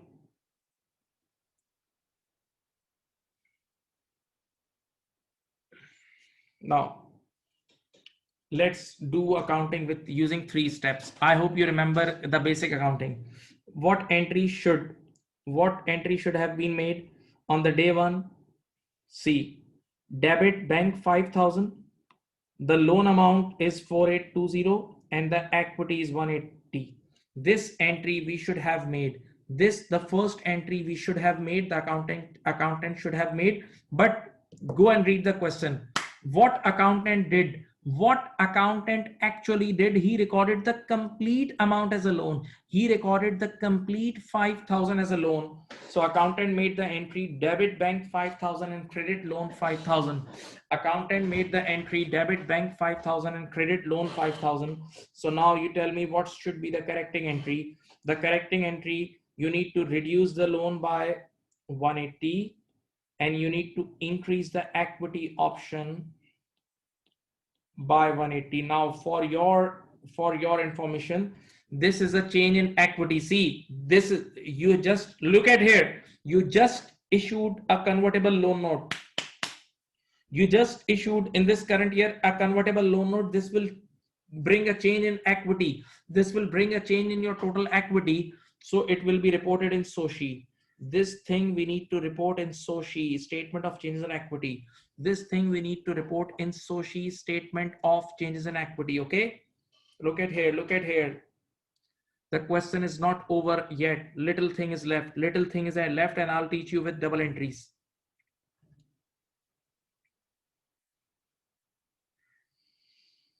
Now, what's this? In my class, I sometimes say this equity option will now go in the freezer. This equity thing will now go in the freezer, but be careful about the loan liability element. Be careful about the liability element. How did you calculate? Now question yourself. Now question yourself. How did you calculate? How did you calculate this liability element? How did you calculate this liability element? Through discounting. Through discounting. How did you calculate? See this through discounting. So you know, whatever rate is used for discounting, the same rate is used for unwinding. Whatever rate is used for discounting, the same rate is used for unwinding. Okay, so we did discounting using market interest rate. We did discounting using market interest rate. So the same rate we need to use, same rate we need to use for unwinding as well. Now look at here, your liability, your loan element is 4820. Now what's the interest rate is 8%. See, you did discounting with 8%. Come on, do it. 48, let me make the entries for you. 4820 times 8%. Come on, come on, come on. 4820 times 8% times 0.08.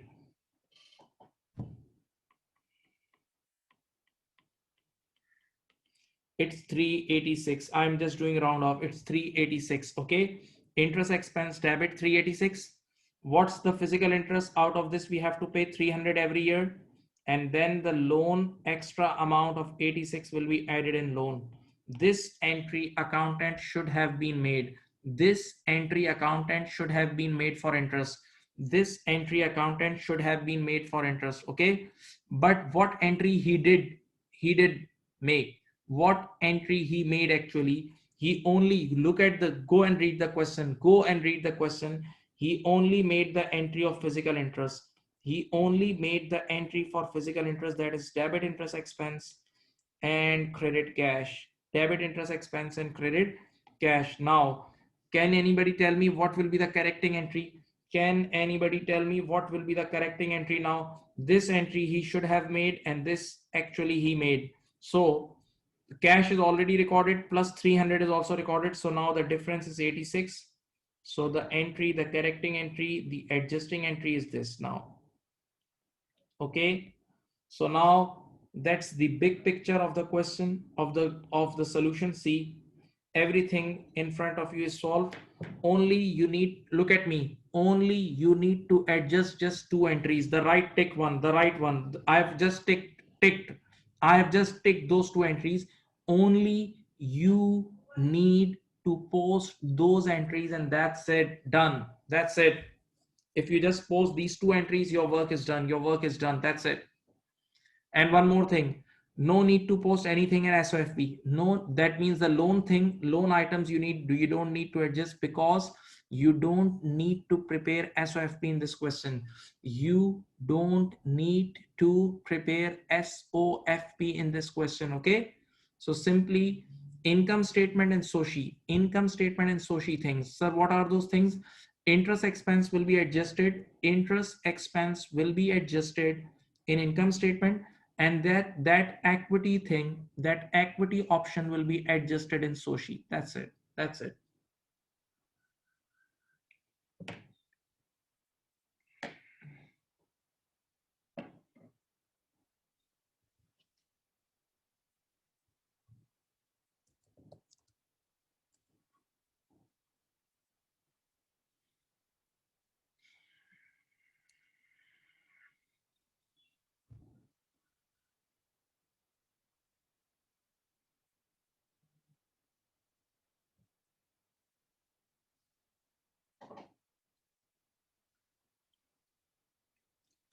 let me post you the two things, the two last two, adjustment 3 and 4. Adjustment number 3 is 1470 tax, and this is 86 interest expense. Okay, let's post. Tax expense is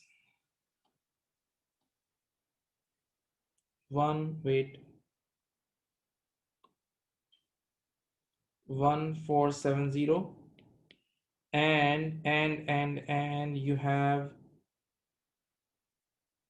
interest expense of how much? 86, right? You need to adjust interest expense of 86. See, tax expense is 1470, tax expense is 1470. See, I've adjusted, and 86 in the finance cost, 86 in the finance cost. Okay, I'm doing real time updating. I'm doing real time updating so that we don't forget anything, so that we don't forget anything. Okay,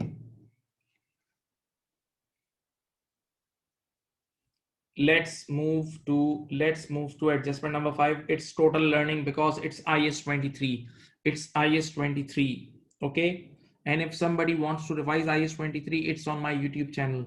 IS 23 is on my YouTube channel, but it's in Urdu Hindi language, not in English language. Okay, now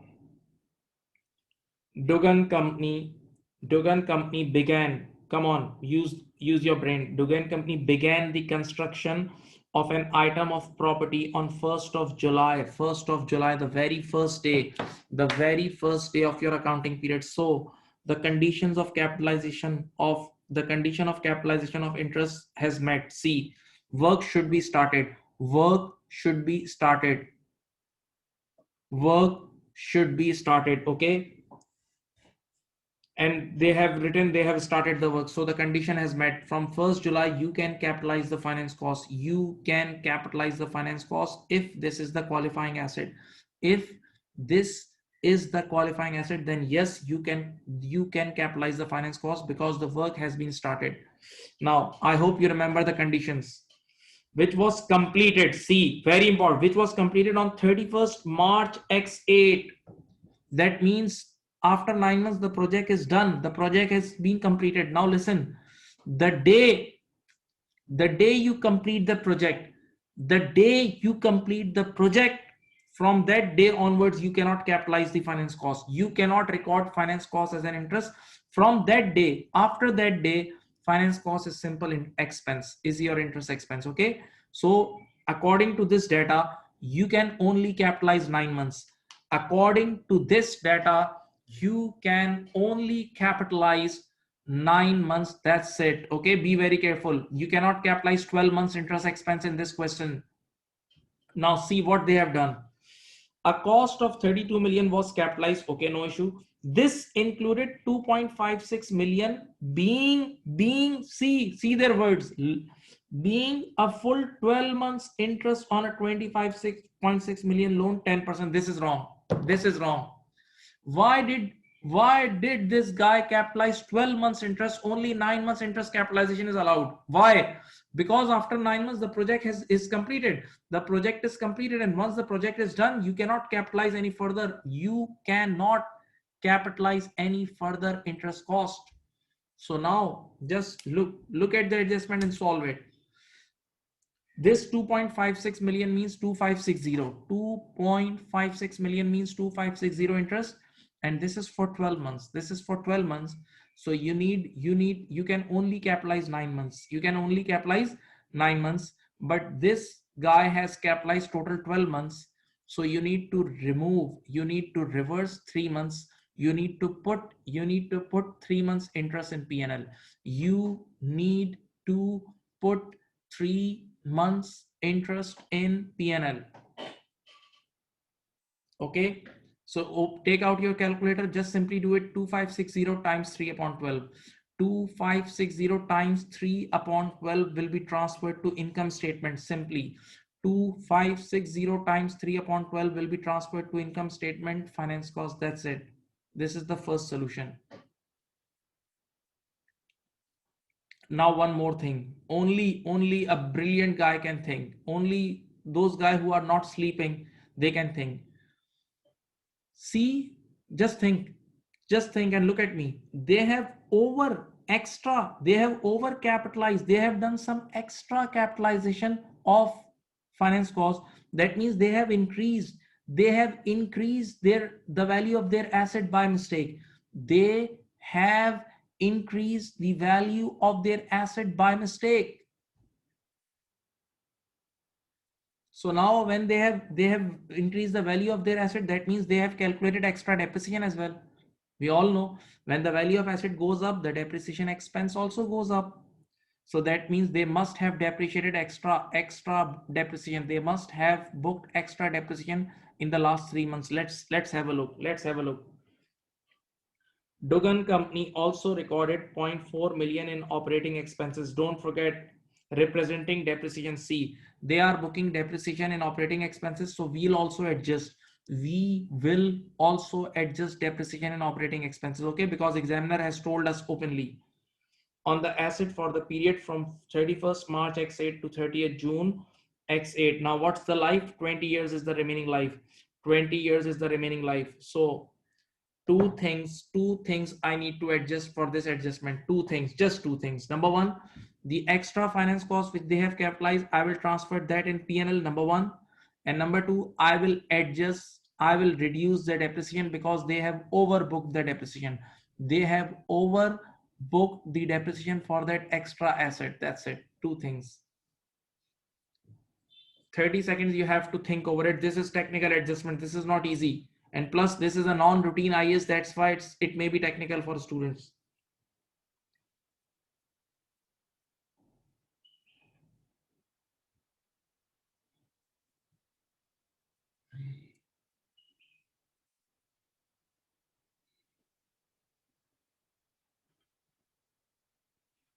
Look at here. This is your accounting period. 1st July. See, I have made the boundaries. 1st of July to 30 June. Okay. The first 9 months construction is done. So that's why only 9 months interest can be capitalized. See, according to IS 23, once construction of qualifying asset is completed, we need to stop capitalizing interest from that date. That's why I need to transfer last 3 months interest in P&L. See, this is the theory part you need to identify. Okay. So what was the interest of 12 months? Come on, tell me, what was the interest of 12 months? 2.56 million. 2.56 million you can write as 2560. This is for 12 months. If you do it 3 upon 12, so 2560 times 3 divided by 12 gives you 640. The first thing, come on, increase your finance cost by this amount. Transfer this amount in income statement. You don't need any entries. Transfer this 640 in the income statement as a finance cost. Transfer this 640 in the income statement as finance cost. Okay, the first thing.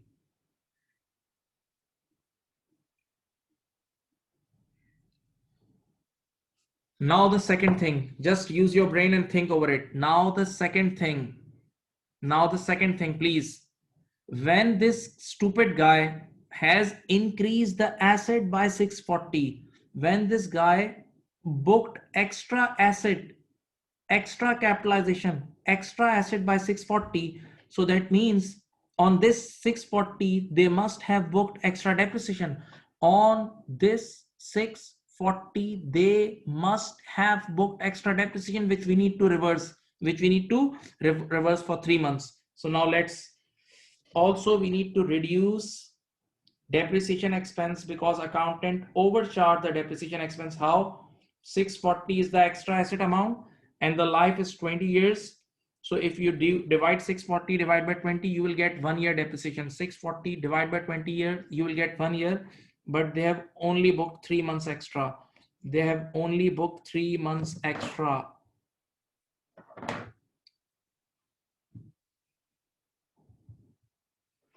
8. Okay. So we need to adjust this 8 depreciation. We need to adjust this 8 depreciation. That's it. 8 depreciation. That's it. Okay. And you need to reduce depreciation expense. You need to reduce.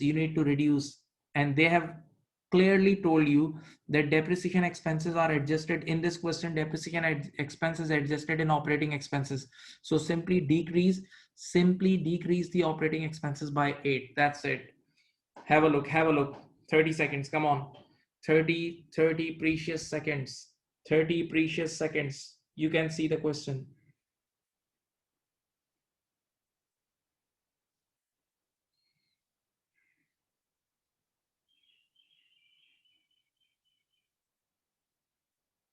Okay, let's adjust it without wasting the time. Let's adjust it. 640 I'll adjust in finance cost and 8 in operating expenses. 640 I'll adjust in finance cost and 8 in operating expenses.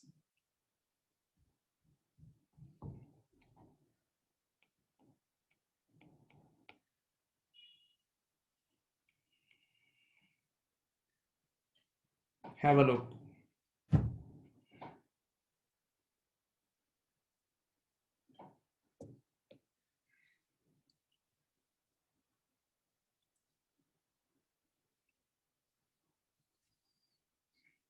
Now let's do the last adjustment. Last adjustment is again repeat. I have seen 3 to 4 times in your past paper and this has come again. This is the credit controller fraud, the very famous credit controller fraud. See what has written. It has been discovered that the previous financial controller of Dugan Company engaged in fraudulent financial reporting. Currently 2.5 million of the trade receivables has been deemed to not exist and requires to be written off.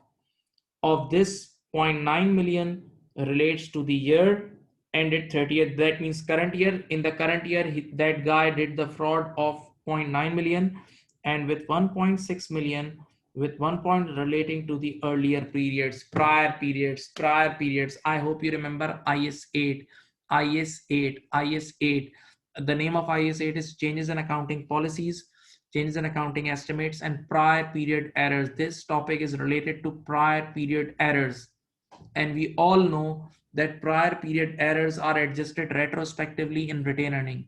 Prior period errors are adjusted in opening, retained earning. Prior periods error are adjusted in opening, retained earning. Okay.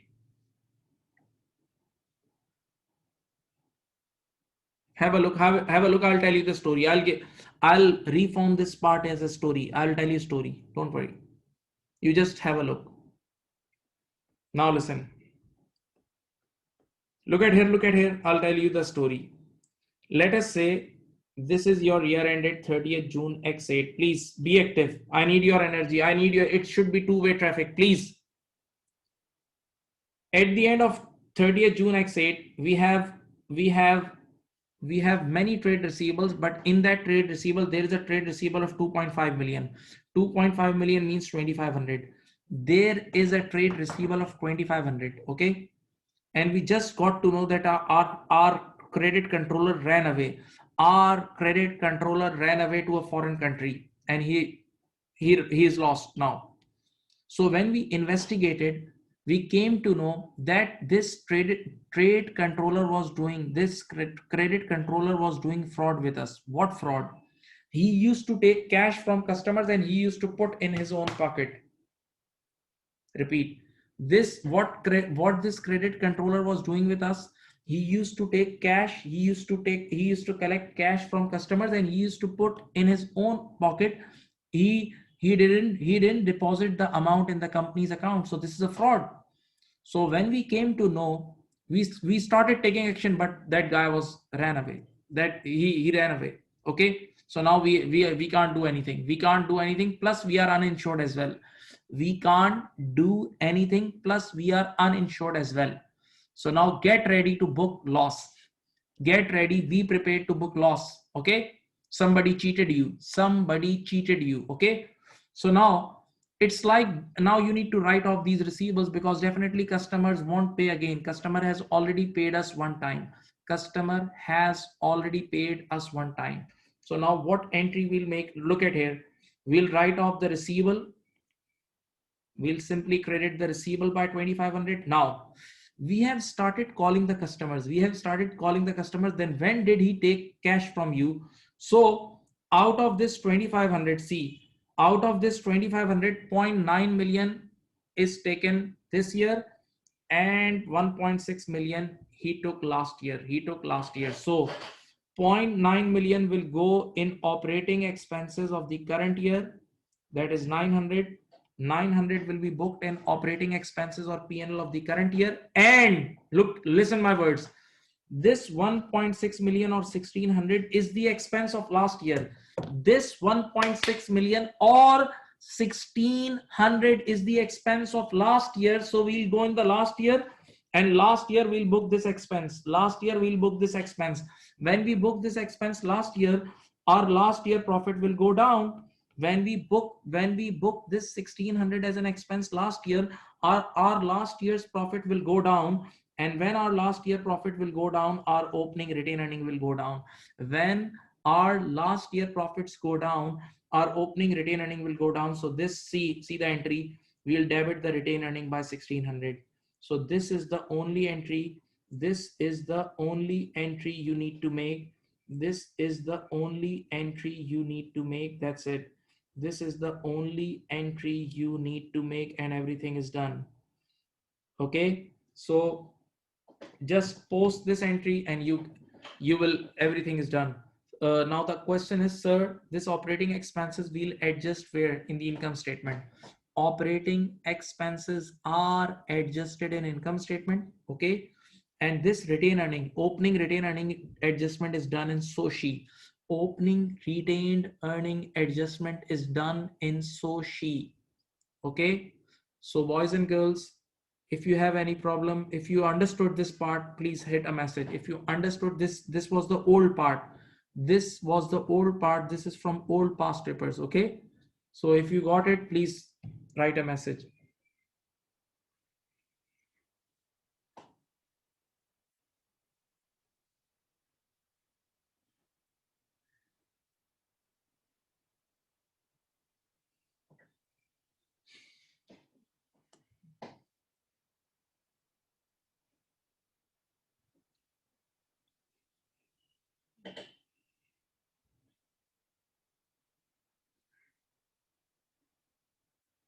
Your opening, if you want to do without double entry, opening retained earning will be reduced by 1600 and operating expenses will be increased by 900 simply. No need to make entry is not mandatory.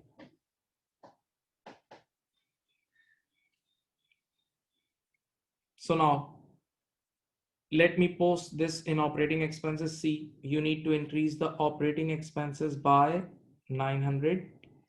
Okay, and you need to reduce the opening retained earning by 1600. Okay, now let's have a look. Now there is nothing difficult in the question. Overall question, no difficult thing, zero difficulty level. Now just you have to make the statements. Only one share issue, one basic share issue, F3 level, basic foundation level transaction is there. F3 level transaction is there for you. F3 level transaction is there for you. That's it. Let's do it. Come on. What the last transaction says: on 1st of November, X7 Dugan company issued 1.5 million, means 1500 shares. 1.5 million means 1500 new shares at their full market price. See, this is a full market price issue, cash issue, new money is coming to you of 2.2. And if you go to the question, the face value is 1. The face value in the question is $1. So you can easily calculate the share premium thing as well. You can easily calculate the share premium. The proceeds were credited to a suspense account. The proceeds were credited to a suspense account, See, that this is the clear indication that examiner has made the half entry. So not a big deal. We'll do it.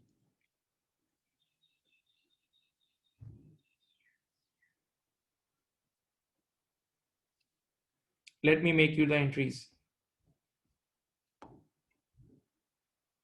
Okay, see how many shares? 1500 new shares. Okay, look at here. So 1500 shares, and these are not free issue, these are with money. So 1500 shares, and the per issue cash is 2.2. 1500 times 2.2, come on. 50, this is all F3, this is all F3 level. 1500 times 2.2, debit bank 3300. Now whenever you issue share, you record, you increase your share capital with face value, you increase your share capital with face value. So 1500 times 1 is 1500, and what's the difference? I think is 1800. Okay, so this entry you should have made, this entry you should have made, but it's written here, what he did just debited the bank and he forgot to credit anything. The accountant just debited the bank and he forgot to credit anything. So bank debit,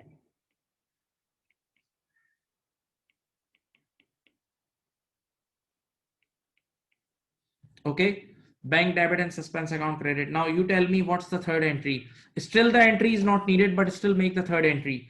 You will close this suspense account, you will debit this suspense because suspense is already on credit side, and you will record this share capital 1500 and share premium 1800. Can anybody tell me in which section of the financial statement do we need to adjust the share issue? In which section of the financial statement do we need to adjust the share issue? Can anybody tell me in which section of the financial statement do we need to post this entry? Tell me. Sushi, yes, very good. Sushi. It is posted in Sushi. Sushi, statement of changes in equity. Statement of changes in equity, yes.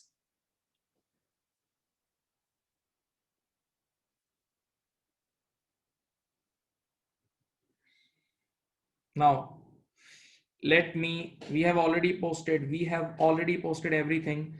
Let's all of us calculate the income statement.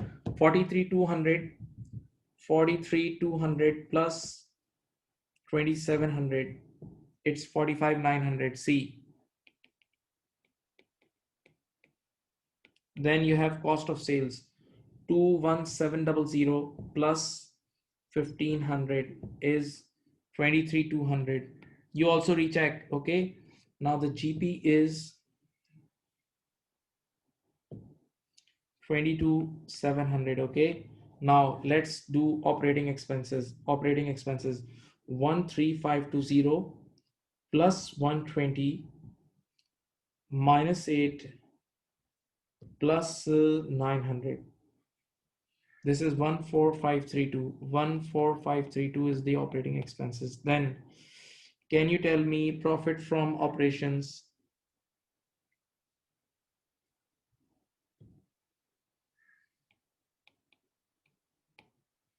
Now, what is your 1240 finance cost plus 46 plus 86 plus 640 2012.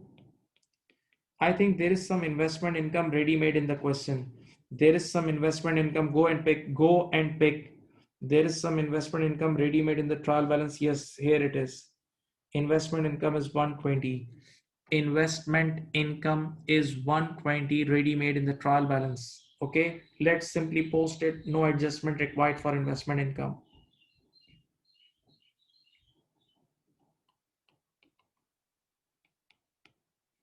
Okay, so let's calculate PBT.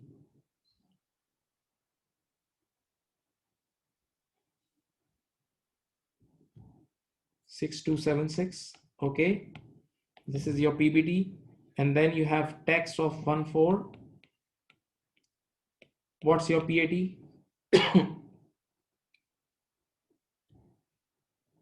Okay, so very easy.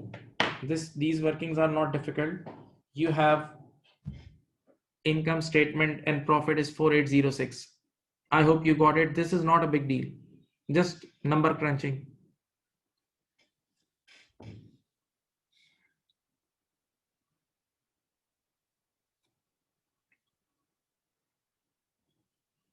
Got it?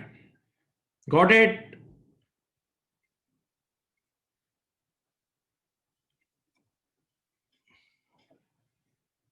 Have a look.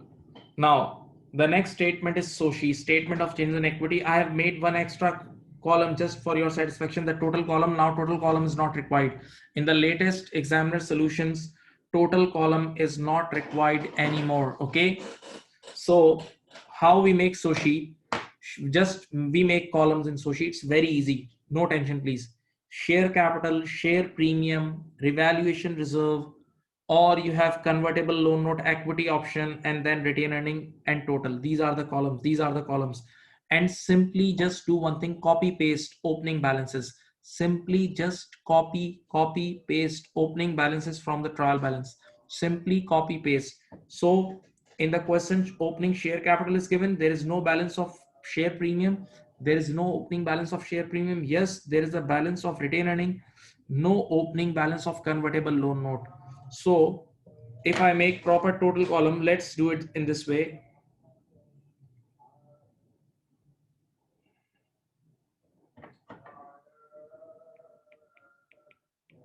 Okay. Now, if you have made Sushi in your life, so whenever there is a prior period adjustment, whenever there is a last period, prior period adjustment, first always solve this. So hope you remember there was a prior period error of 1600, that fraud, that credit controller fraud reduced the retained earning by 1600. And first of all, write the revised balances. See,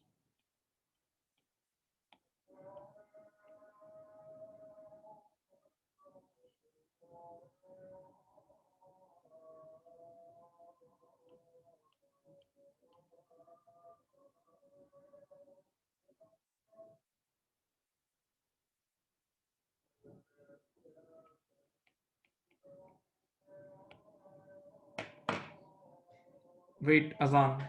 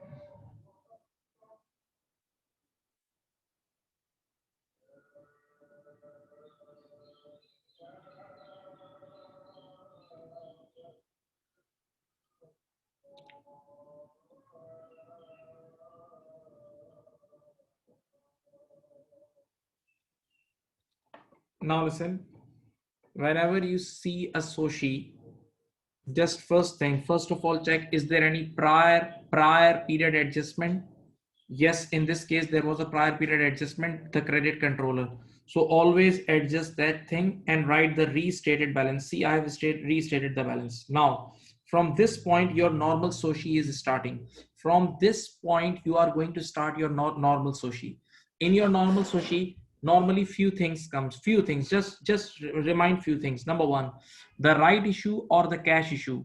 The right issue or the cash issue. Is there any right issue in this question or cash issue? Yes, the full market price issue. So simply adjusted the cash issue. What were the numbers? I think 1500 was the share capital and 1800 for the share premium. So the total impact is 3300. Okay, you increase the share capital by 1500, you increase the share premium by 1800, so the total balance is 33. Okay, and again I'm telling you, there is no need for this total column. This is extra, this is extra. Now there is no need in exam, no need to make it. Okay, the second thing which comes in the Soshi is bonus issue. There is no bonus issue, ignore it. The third thing which comes is total comprehensive income, or you call it profit. Yes, there was a profit in this question. There, in every question there is a profit. Profit is 4806. See, we have calculated the profit. Profit will go in retained earning 4806, and it will increase your total equity as well. Okay, the fourth thing is ordinary dividend. Is there any ordinary dividend? No ordinary dividend in this questions. No ordinary dividend in this question. Okay, then the fifth thing is transfer entry. Sometime, I hope you remember this entry: revaluation reserve debit and retained earning credit. Revaluation reserve debit and retained earning, the transfer entry in IS 16. No such revaluation things in this question, so ignore it. And the fifth and one last thing, sometime it comes, is the convertible loan note. Yes, this year you issued convertible loan note. This year you issued convertible loan note. So because of convertible loan note, there is a movement of equity reserve. Okay.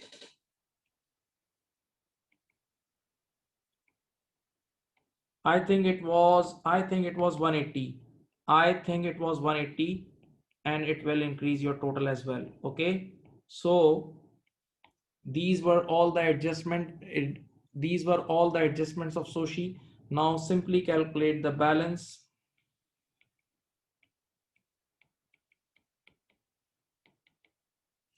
12,200 plus 1,500. 12,200 plus 1,500 is how much? Come on, come on. 12,200 plus 1,500 is 13,700. This one, then 1,800.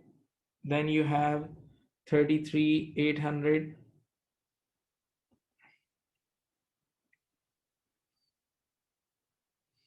38,606.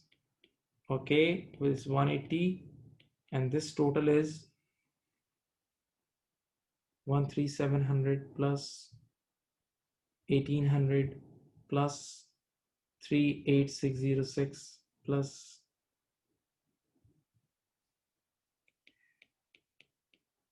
Okay, that's the end of your two major requirements. That's the end of your two major requirements. I hope you understood it. I hope you understood it. Did you understand it? Please write a message. If you understood this, write a message, please.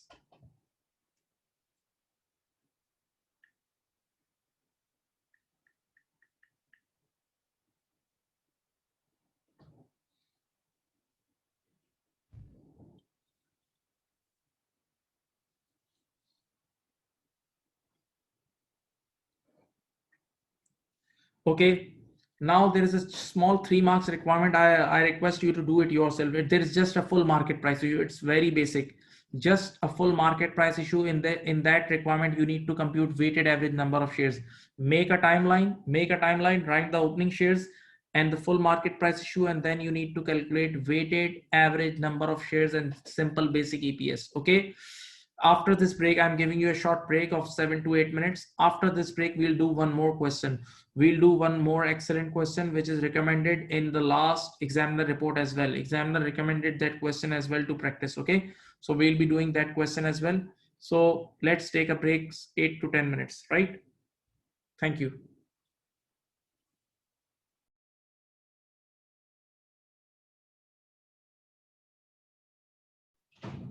Okay. Let's move on to the next question.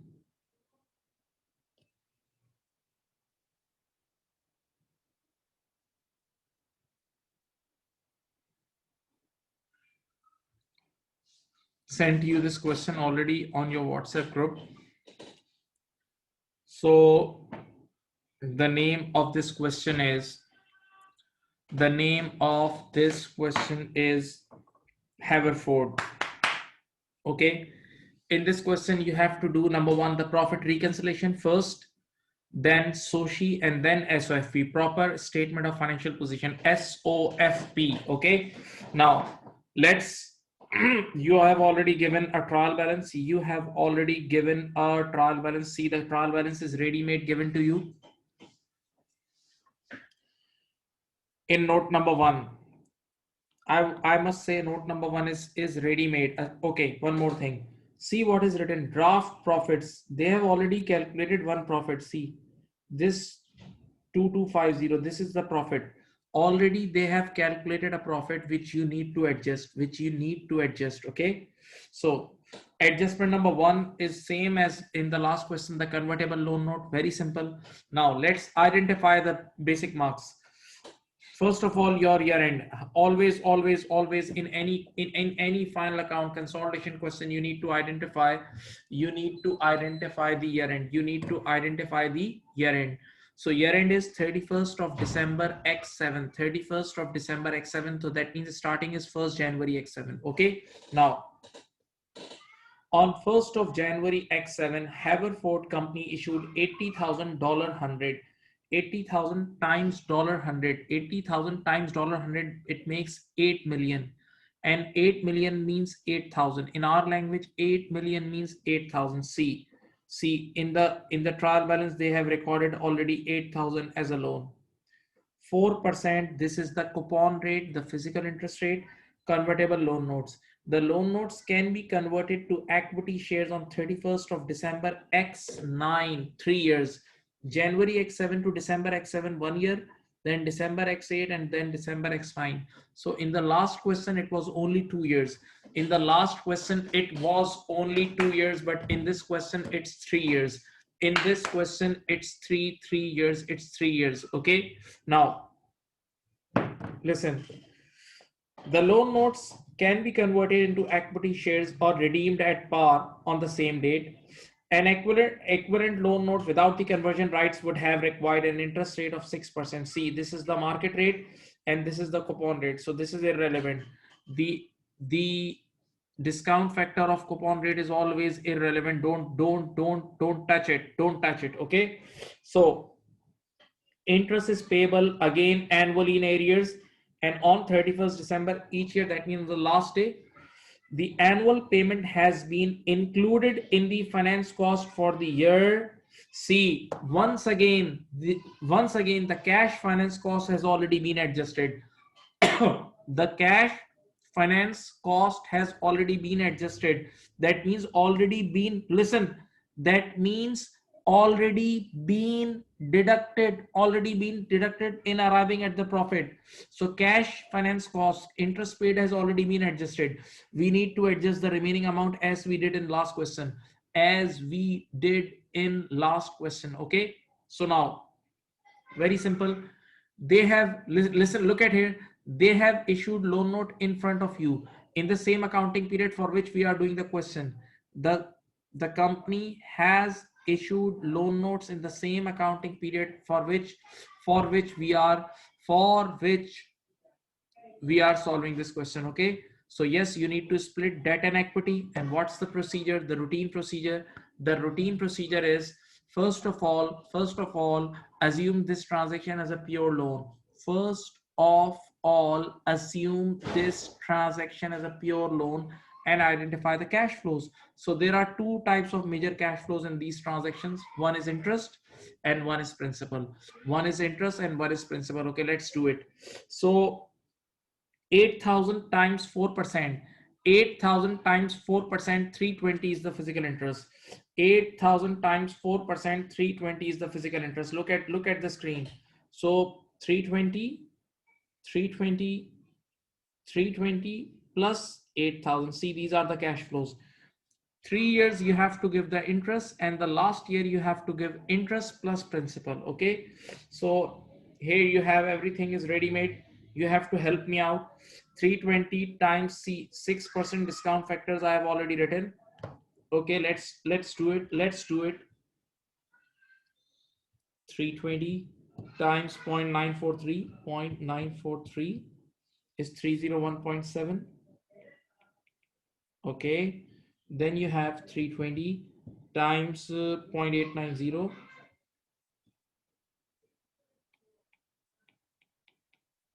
Okay, then you have 8320 times 0.84,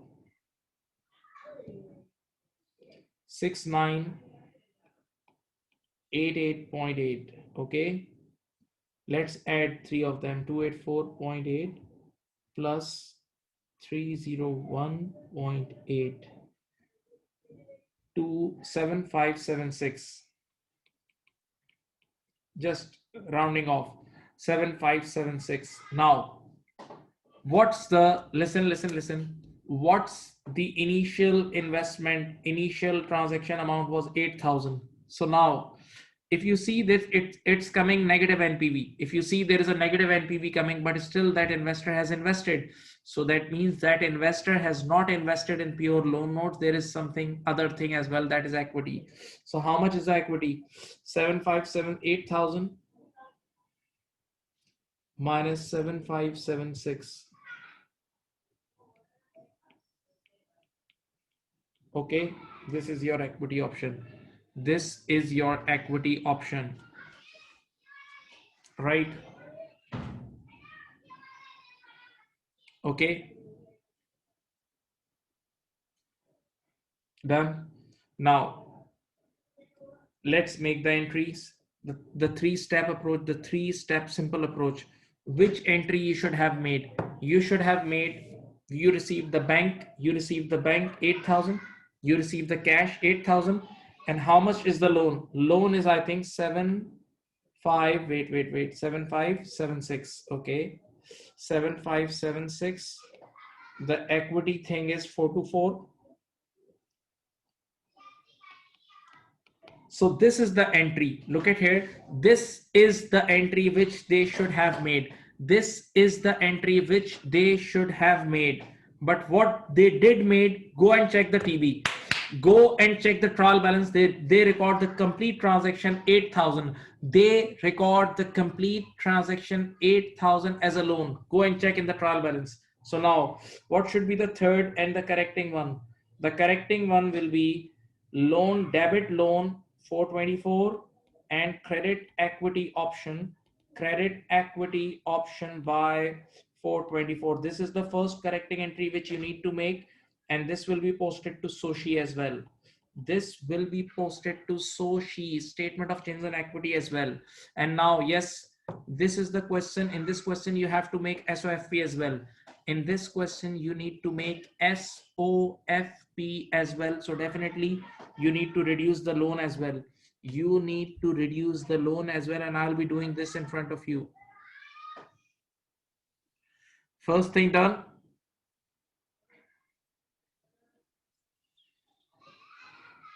Now the second thing.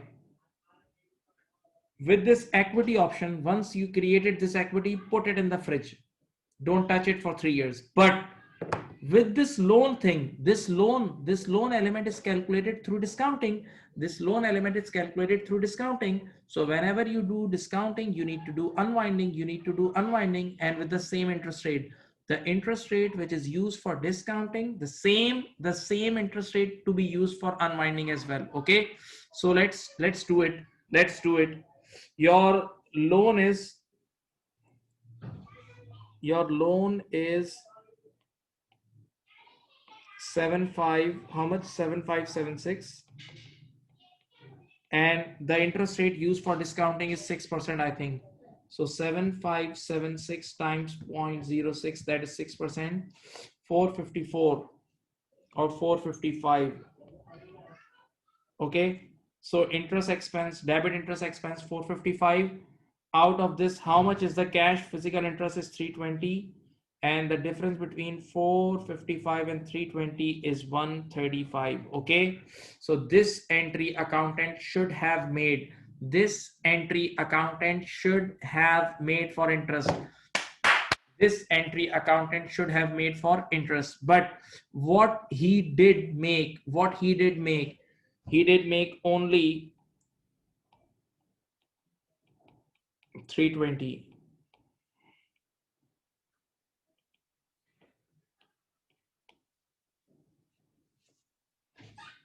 Okay, so interest expense debit 320 and cash credit, the physical cash, the physical finance cost has already been recorded. So now tell me, what's the final correcting entry? What's the final correcting entry we need to adjust now? This is, I think, 135. Yes. So interest expense debit 135 and loan credit 135. Okay, so just two entries. Listen, just pose the two entries with the right tick, and your adjustment is end, your adjustment is done, you will get full marks. Just pose the two entries with the right tick and your adjustment is done, and your adjustment is done. Okay,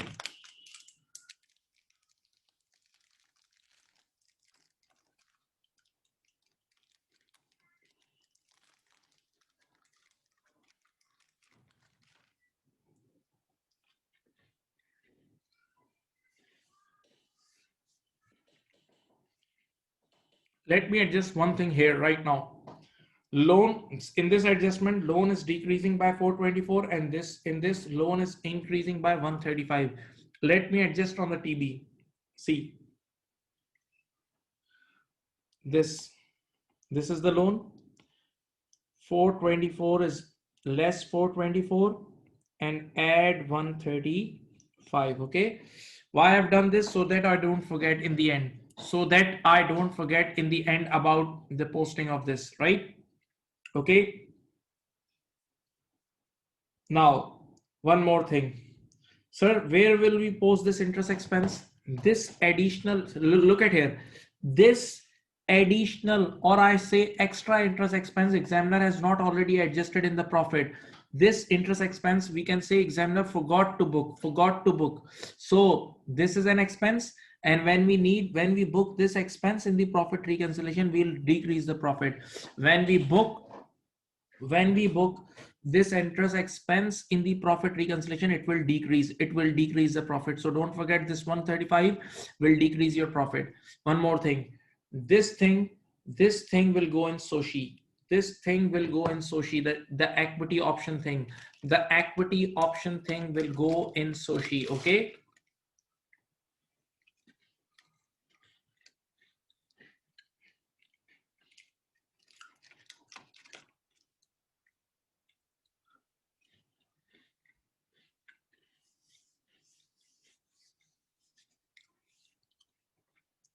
now the next adjustment is important. It's IFRS 15. I taught you today IFRS 15. This will, you can have a recap of income statement as well as SOFP. Now be with me. For construction accounting, always check the contract is in profit or loss. Now, if the contract is in profit, then book that profit according to stage of completion. If the contract is in profit, then book that profit according to stage of completion. Okay, now, but whenever you are going to check the contract, always use total revenue and total numbers. Always use total revenue and total estimated cost. You will find things ready made. During the year, Haverford Company entered into a contract to construct an asset. See, the good news is during the year.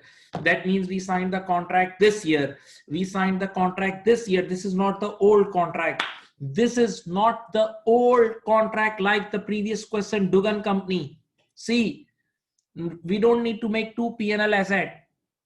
We don't need to do two P&L asset, and we don't need to do cuttings and all. This is easy part now. Comparatively, it's easy because the contract has started in this year. Okay, so one P&L is enough. During the year, Haverford Company entered into a contract to construct an asset for a customer, satisfying the performance obligation over time. The contract had a total revenue of 14 million. Okay, and the cost to date, just interpret it.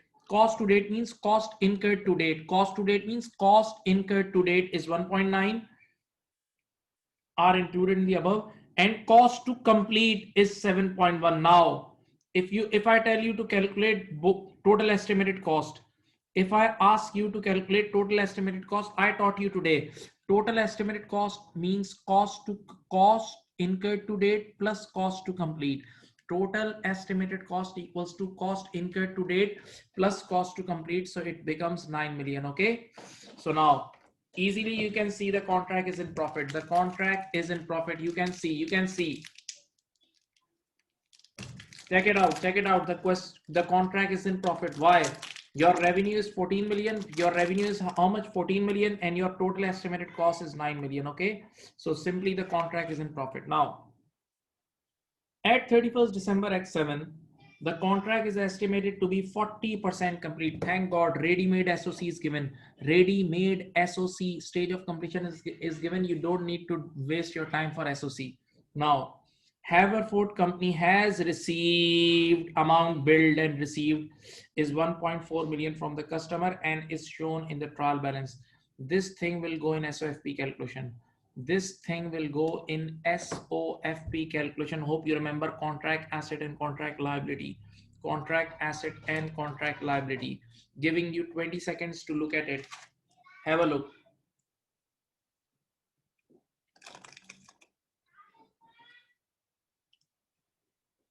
Have a look and make a strategy in your mind. You have done many questions. Even in MCQs, you have done this.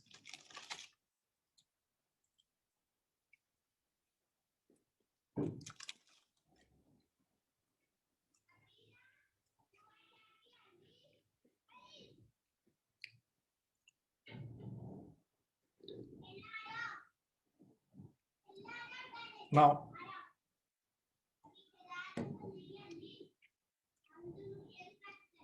okay, see, this is the year end. Always at the year end, we need to check the contract is in profit or loss. Contract is in profit or loss.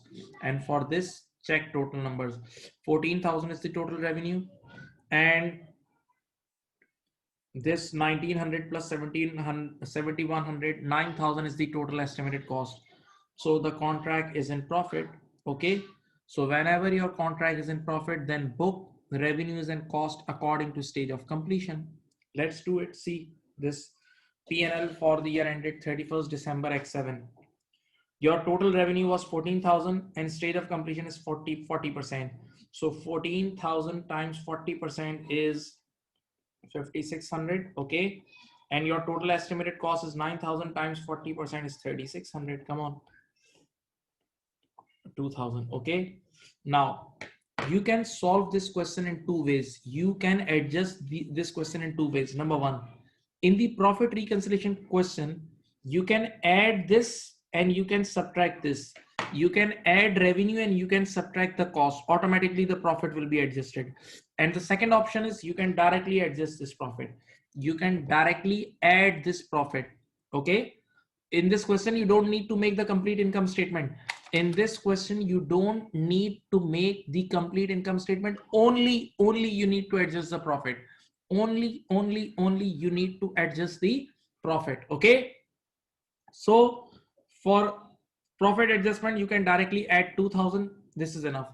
And one more style, add 5,600 and deduct 3,600. Add 5,600 and deduct 3,600. Okay. This thing is for income statement. This thing is for income statement, which we have done.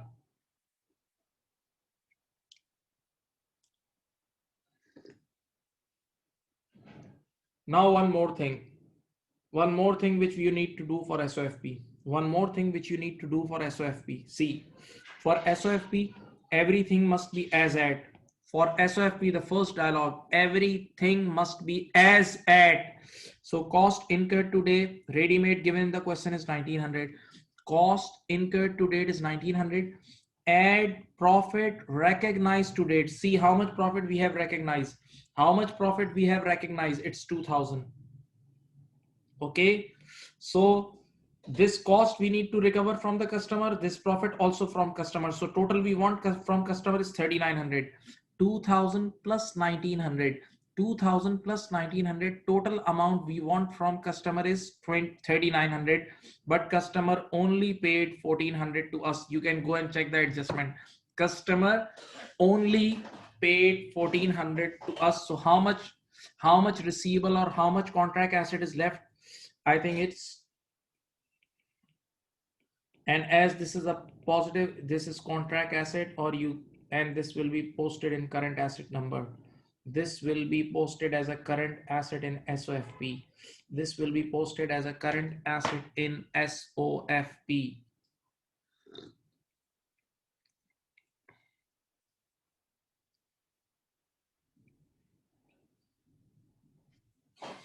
I hope you got it. This is a routine transaction. You must know now. Exam is near.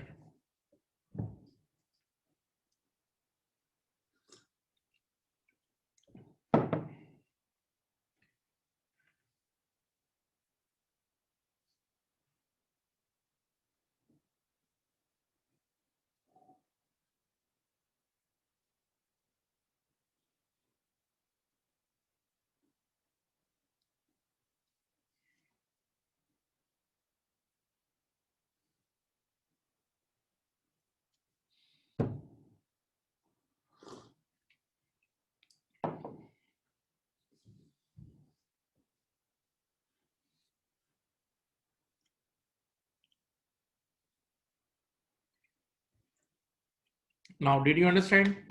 Did you understand? Please tell me. Did you understand? Note number 3. Note number 3 is routine bonus issue transaction like F3 level, foundation level. Listen, Havard company made a 1 for 5 bonus issue on 31st December X7. This is exactly F3. It comes in F3. We all teachers teach, which has not yet been recorded. See, not already been recorded. That means we are the one to record. We are the one who are going to record. In the above trial balance, Havard company intends to utilize the share premium as far as possible in recording the bonus issue. I hope you remember the basics. Whenever you want to do bonus issue, first of all, use your share premium account. And once your share premium basket is empty, then go for retained earning. Okay, right? Now, first of all, see how much is the existing. See here, how much is the existing share capital is 20,000. See, and your share premium is 3,000. Can you see these numbers? Your existing share capital. Open your eyes. Your existing share capital is 20,000 and your share premium is 3,000. Okay, let's do this entry. Let's do this like F3. We'll do it like F3. See, you have right now you have share premium of 20,000 and share capital of 20,000 and share premium of 3,000. Okay, now company just did 1 for 5 bonus issue. Can you tell me what do you mean by 1 for 5? 1 for 5 means 20%. 1 for 5 means 20%. So we have already issued 20,000 shares. We'll issue 20% more. So 20,000 times 20% is 4,000. So the new shares we are going to issue is 4,000. See the entry. New shares we are going to issue is 4,000. Okay, done. Now, whenever any company in the world issues shares, they credit the share capital with face value. See, so 4,000 shares, face value is $1. 4,000 shares, the face value is $1, so 4,000 times $1 is 4,000. Okay, so share capital, you just credited the share capital with 4,000, right? Now in the question it is written clearly, use share premium first. So now debit the share premium by 3,000. Is this entry balance? The answer is no. Now use the retained earning. By 1,000. Okay. So this is the entry you need to make. And I'm sure you know that we post all share issues entry in Sushi. We post all share issue, right issue, bonus issue, all entries in Sushi.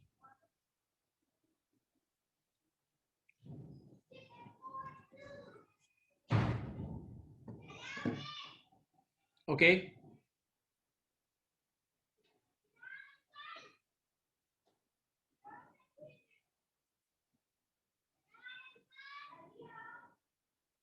Okay.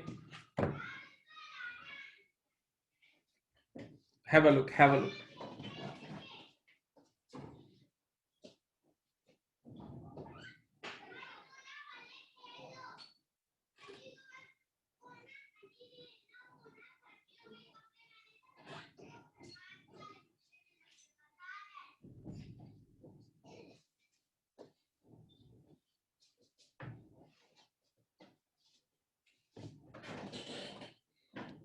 Okay. Now next adjustment, the most famous adjustment IS 16, the most famous adjustment of F7 FR paper IS 16, revaluation.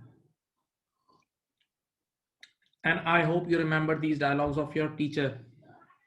Whenever you see a revaluation or impairment question, whenever you see a revaluation or impairment question, always look at the date of revaluation of date or date of impairment. Always look at the date of revaluation or date of impairment. Very important thing. Okay, now let's see. Haverford Company's property had previously been revalued upwards. That means in past there was an upward revaluation. And what's the evidence? See, here you have you have existing revaluation reserve. You have revaluation reserve C 800. That means in past there was some upward revaluation. Now, leading to the balance on the revaluation surplus at 1st January X7. Okay, at 1st January X7 the property had a remaining life of 25 years at 1st January X7. Okay, at 31st December X7 the property was valued at 16 million. Now wait, let me highlight. Can you tell me what's the exact date of revaluation? See, I have just 31st December X7 is the date of revaluation. And how did I recognize? They have written at 31st December X7 the property was valued. That means they revalued the property. That means they revalued the property at 31st December X7. Okay.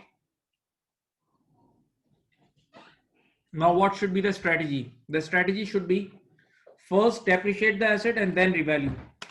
First of all, depreciate the asset and then revalue the asset. First depreciate the asset and then revalue the asset. Okay. Go to the trial balance and see what's the existing. See, this is the existing valuation. See, this 18,000 is the existing carrying value. So how we'll depreciate?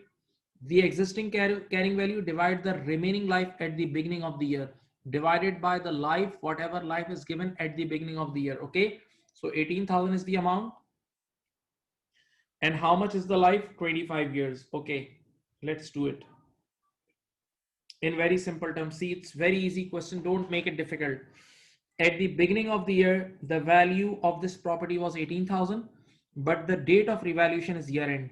The date of revaluation is year end. So first depreciate it and then revalue it.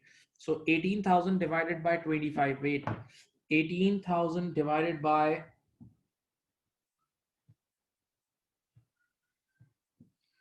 72. This is the depreciation. Now let's subtract 72 from 18,000. 18,000 minus 72.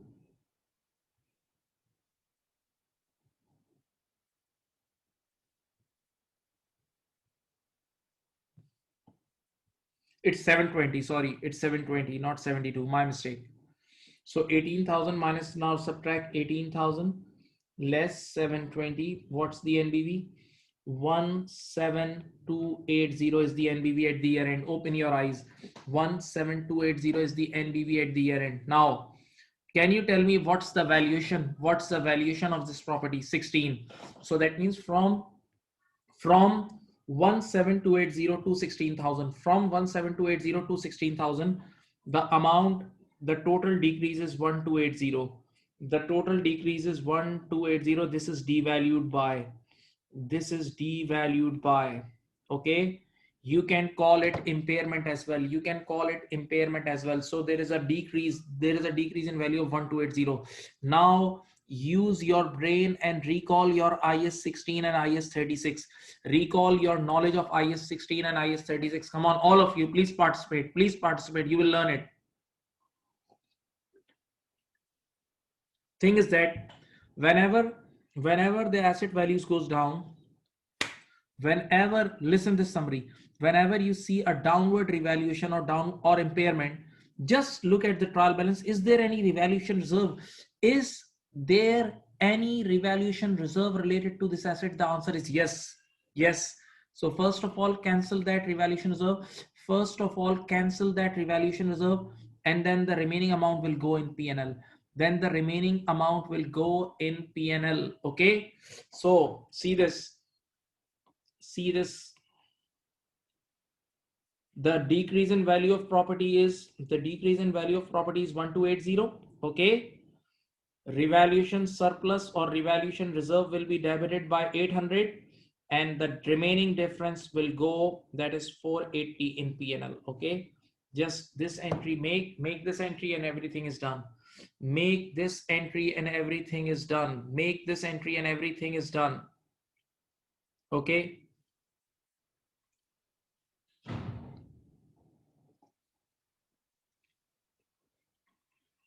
Now the question is, sir, how to post it?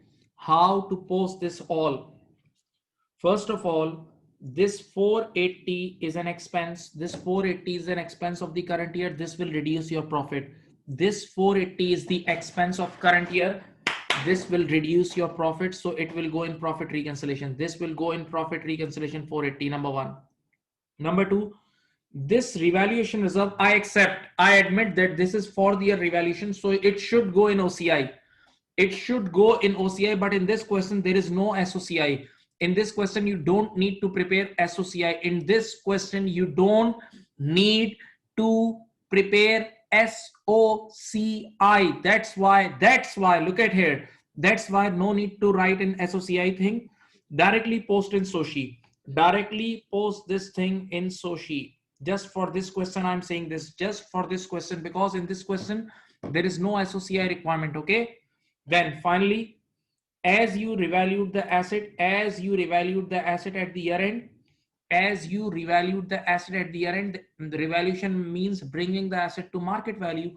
Revaluation means bringing the asset to market value. So this market value of 16,000 will go in SOFP. This market value of 16,000 will go in SOFP. So just three things, 480. This one more thing I forgot. Yes, this depreciation. 720 is also a depreciation expense for the year. This is also expense. This will also go in profit reconciliation. 720 will also go in profit reconciliation. So total four things. 720 expense, depreciation expense will go in profit reconciliation. 480 is another loss, impairment loss, that will also go in profit reconciliation. 800 revaluation reserve in Sushi, and 16,000 the valuation of asset in SOFP. That's it. That's it.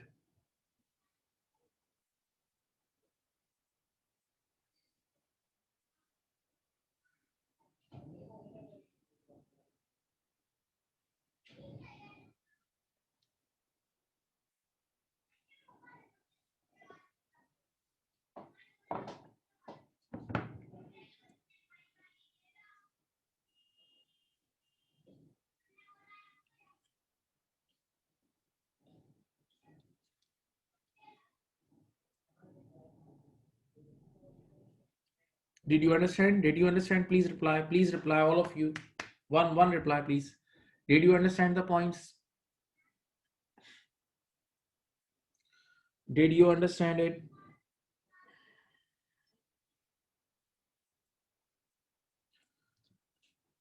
Now the easiest part is closing stock. Since years you guys are studying this statement that closing stock has direct relationship with profit. Closing stock has direct relationship with profit. I hope you remember this dialogue.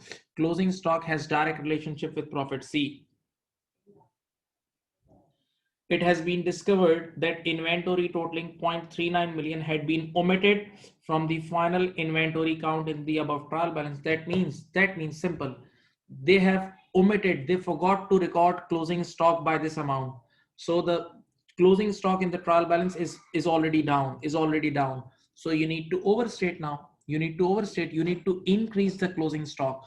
You need to increase the closing stock. Okay. And what will be the double entry for this? C. What will be the double entry? C. Simple. Closing stock is your year-end asset. Closing stock is your year-end asset. So when you increase it, you will debit the closing stock. You will debit the closing inventory. 0.39 means 390. 0.39 million means 390. And we all know when closing stock increases, profit also increases. When closing stock increases, profit also increases. So you can write cost of sales. You can write cost of sales, or you can write P&L.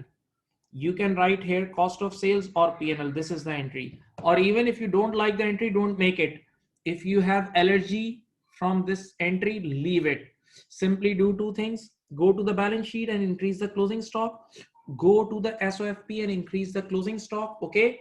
The second thing, adjust it in income statement. Adjust things in income statement. Okay.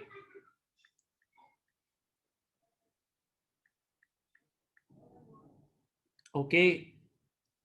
So now all adjustments are done. All adjustments are done. Let's read the requirement first. What is the first requirement? Calculate the adjusted profit of Heford for the year ended 31st December X7. That means they have already given you draft profit. They have already given you draft profit. You need to adjust it. What's the draft profit? The draft profit is 2250. The draft profit is 2250. Okay. Now, the draft profit is 2250. Let's do it. The first thing is, I hope you remember, use your brain, little brain. Convertible loan note, there was a 135. In convertible loan note, there was a 135 interest, and that was your expense. Okay. So we'll reduce. In the second adjustment, you booked an extra contract revenue of 5600, and you booked an extra cost of sales of 3600. You booked an extra revenue of 5600, and you booked an extra cost of 3600. Okay. So I told you at that time as well, you had two options. Number one, to add 5600 less 3600, or you can directly adjust 2000. Both options are equally right. Then there was a depreciation of property of 720. I just told you. Impairment was 480, and the effect of closing inventory was 390. Okay. And the effect of closing inventory of 390, right? Now simply adjust it. Use your calculator. All of you do it using your calculator. All of you do it using your calculator. This will be, please verify it, 3305. This amount will be 3305. This amount will be 3305. This amount will be 3305. Your first 6 marks requirement is done. Don't worry, I'll share the slides with you. I'll share the slides. Don't worry.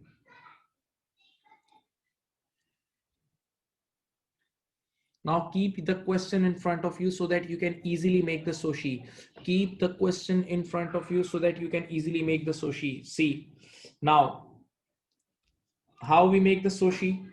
Write all the share capital and all reserves. See, in the question, ordinary share capital, premium, revaluation surplus or revaluation reserve. The better name is revaluation surplus, convertible option and retained earning. This time I have not made the total column. This time I have not made the total column. It's not required. It's not required. In the last question I made it, but my dear students, it's not required at all. Okay. So the first thing is just copy paste the opening balance. Just copy paste the opening balance of all these things from the trial balance. So the share capital is 20,000, share premium is 3,000, revaluation surplus at opening balance is 800. There is no opening balance of convertible option equity, and retained earning opening is 6270. All these numbers I have just taken from trial balance. Simple copy paste, nothing else. Okay, now let's count it. Let's do counting. The first thing, is there any right issue in this question? Is there any right issue in this question? No, no. Is there any right issue in this question? No. Number two, is there any bonus issue? Yes, yes, yes. Let's post it. From with bonus issue, 4,000 was the increase in share capital. I made the entry for you. 3,000 was the decrease in share premium, and 1,000 from retained earning. Hope you remember 1,000 from retained earning. 1,000 from retained earning. Okay. Then next thing is there any total comprehensive income in this question? As we calculated profit separately and revaluation separately, both things are separate. So let's do the revaluation first. Hope you remember the second last adjustment. Hope you remember the second last adjustment. In that adjustment we decreased the revaluation reserve by 800. Okay. Then what's the profit for the year? It's 3305. The profit is always adjusted. The profit is always added in retained earning. Okay. Then what is the convertible loan note equity option? Convertible loan note equity option was 424. The convertible loan note equity option was 424. You can check it. You can check it in the question. I made entries for you. And finally, one last and ready-made thing, go and pick from the trial balance. Check the question. There are some ordinary dividend paid of 3620. This is a ready-made number from trial balance. Ordinary dividend paid of 3620. See, I have posted all the things. I have posted everything from the question. Now 20 plus 4 is 24, right? This is nil, this is nil, this is 424, and this is going to be 4955. Okay. Your Sushi is done. If you understand, please write a message. Thank you.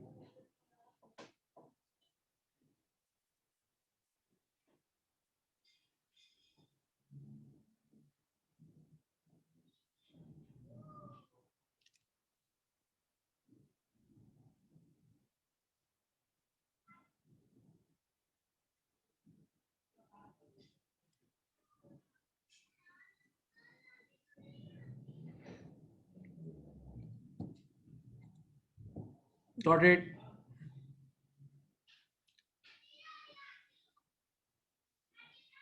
Now the last thing is balance sheet, SOFP. Last thing you need to make is SOFP. And you listen, this is not difficult on Excel as well. These are very simple on Excel. Very, very simple on Excel. You can easily practice.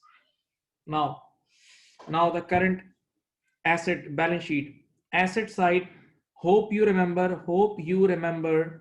that you did revaluation on the last day. You did revaluation on the last day and the property came to 16,000. So simply write 16,000. And I think there is no other non-current asset. Go and check the trial balance. There is no other non-current asset. Go and check the trial balance. Okay. Now let's come to inventory. what's the inventory already, what's the inventory already in the question. Wait, let me check what is the inventory already. The existing amount of inventory was 4310. 4310. The existing amount of inventory was 4310 plus, hope you remember adjustment number 5310 390. 4310 what the was the already existing amount of inventory, plus go and check the adjustment number 5, we increased the inventory by 390. So 4310 plus 390 is 4700. This is 4700. Now, as per my knowledge, there is no adjustment in trade receivable. There is no adjustment for trade receivable. So simply copy and paste from the trial balance. So trade receivable number is 5510. Okay, you can check from the question, you can verify. There was a contract asset. There was a contract asset. There was a contract asset. Hope you remember IFRS 15, adjustment number 2. Contract asset of 2500. I calculated for you 2500. Okay. And finally, cash you have to take from the trial balance at this is 10320. So let's tell me the total. Come on, add it up. Add it up. Add it up. Come on.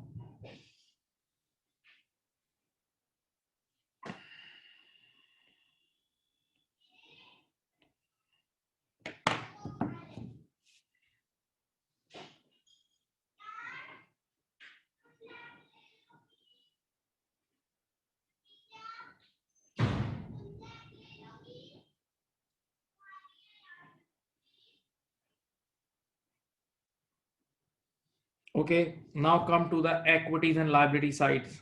Wait, the first section is equity section. See, now wait. No need to work hard for equity side. Listen, just you need to copy paste. You need to copy paste. You need to copy paste the closing balance. You need to copy paste the closing balance. So 24,000 is the share capital. Okay, convertible option was I think 424. And retained earning was 4955. Okay, so if you add this 29379, this is the total 29379. Okay, right, this is the total equity. Hope you remember the share premium got 0 and revaluation reserve is also 0 now, so no need to write the 0 numbers. Then for convertible loan note, I hope you remember I adjusted something, add or less in the trial balance. We made two entries for convertible loan notes. Okay, so convertible loan note was existing I think 5,000, oh sorry, it was 8,000 minus 424 and plus 135, so it makes 7711. You can verify it as well. 8,000 minus 424 plus 135. You can do it. Okay. And for current liabilities, I don't think there was any adjustment for current liabilities. So simply ready-made copy paste from the question. Now let's add it. You will get 39030. 39030. Okay, right, done. I hope you understood the question. If you understood the question, please tell me.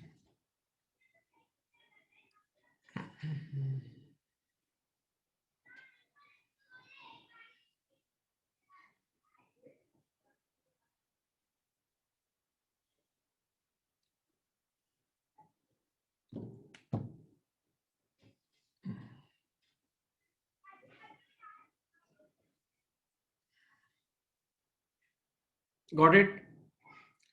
Okay, so now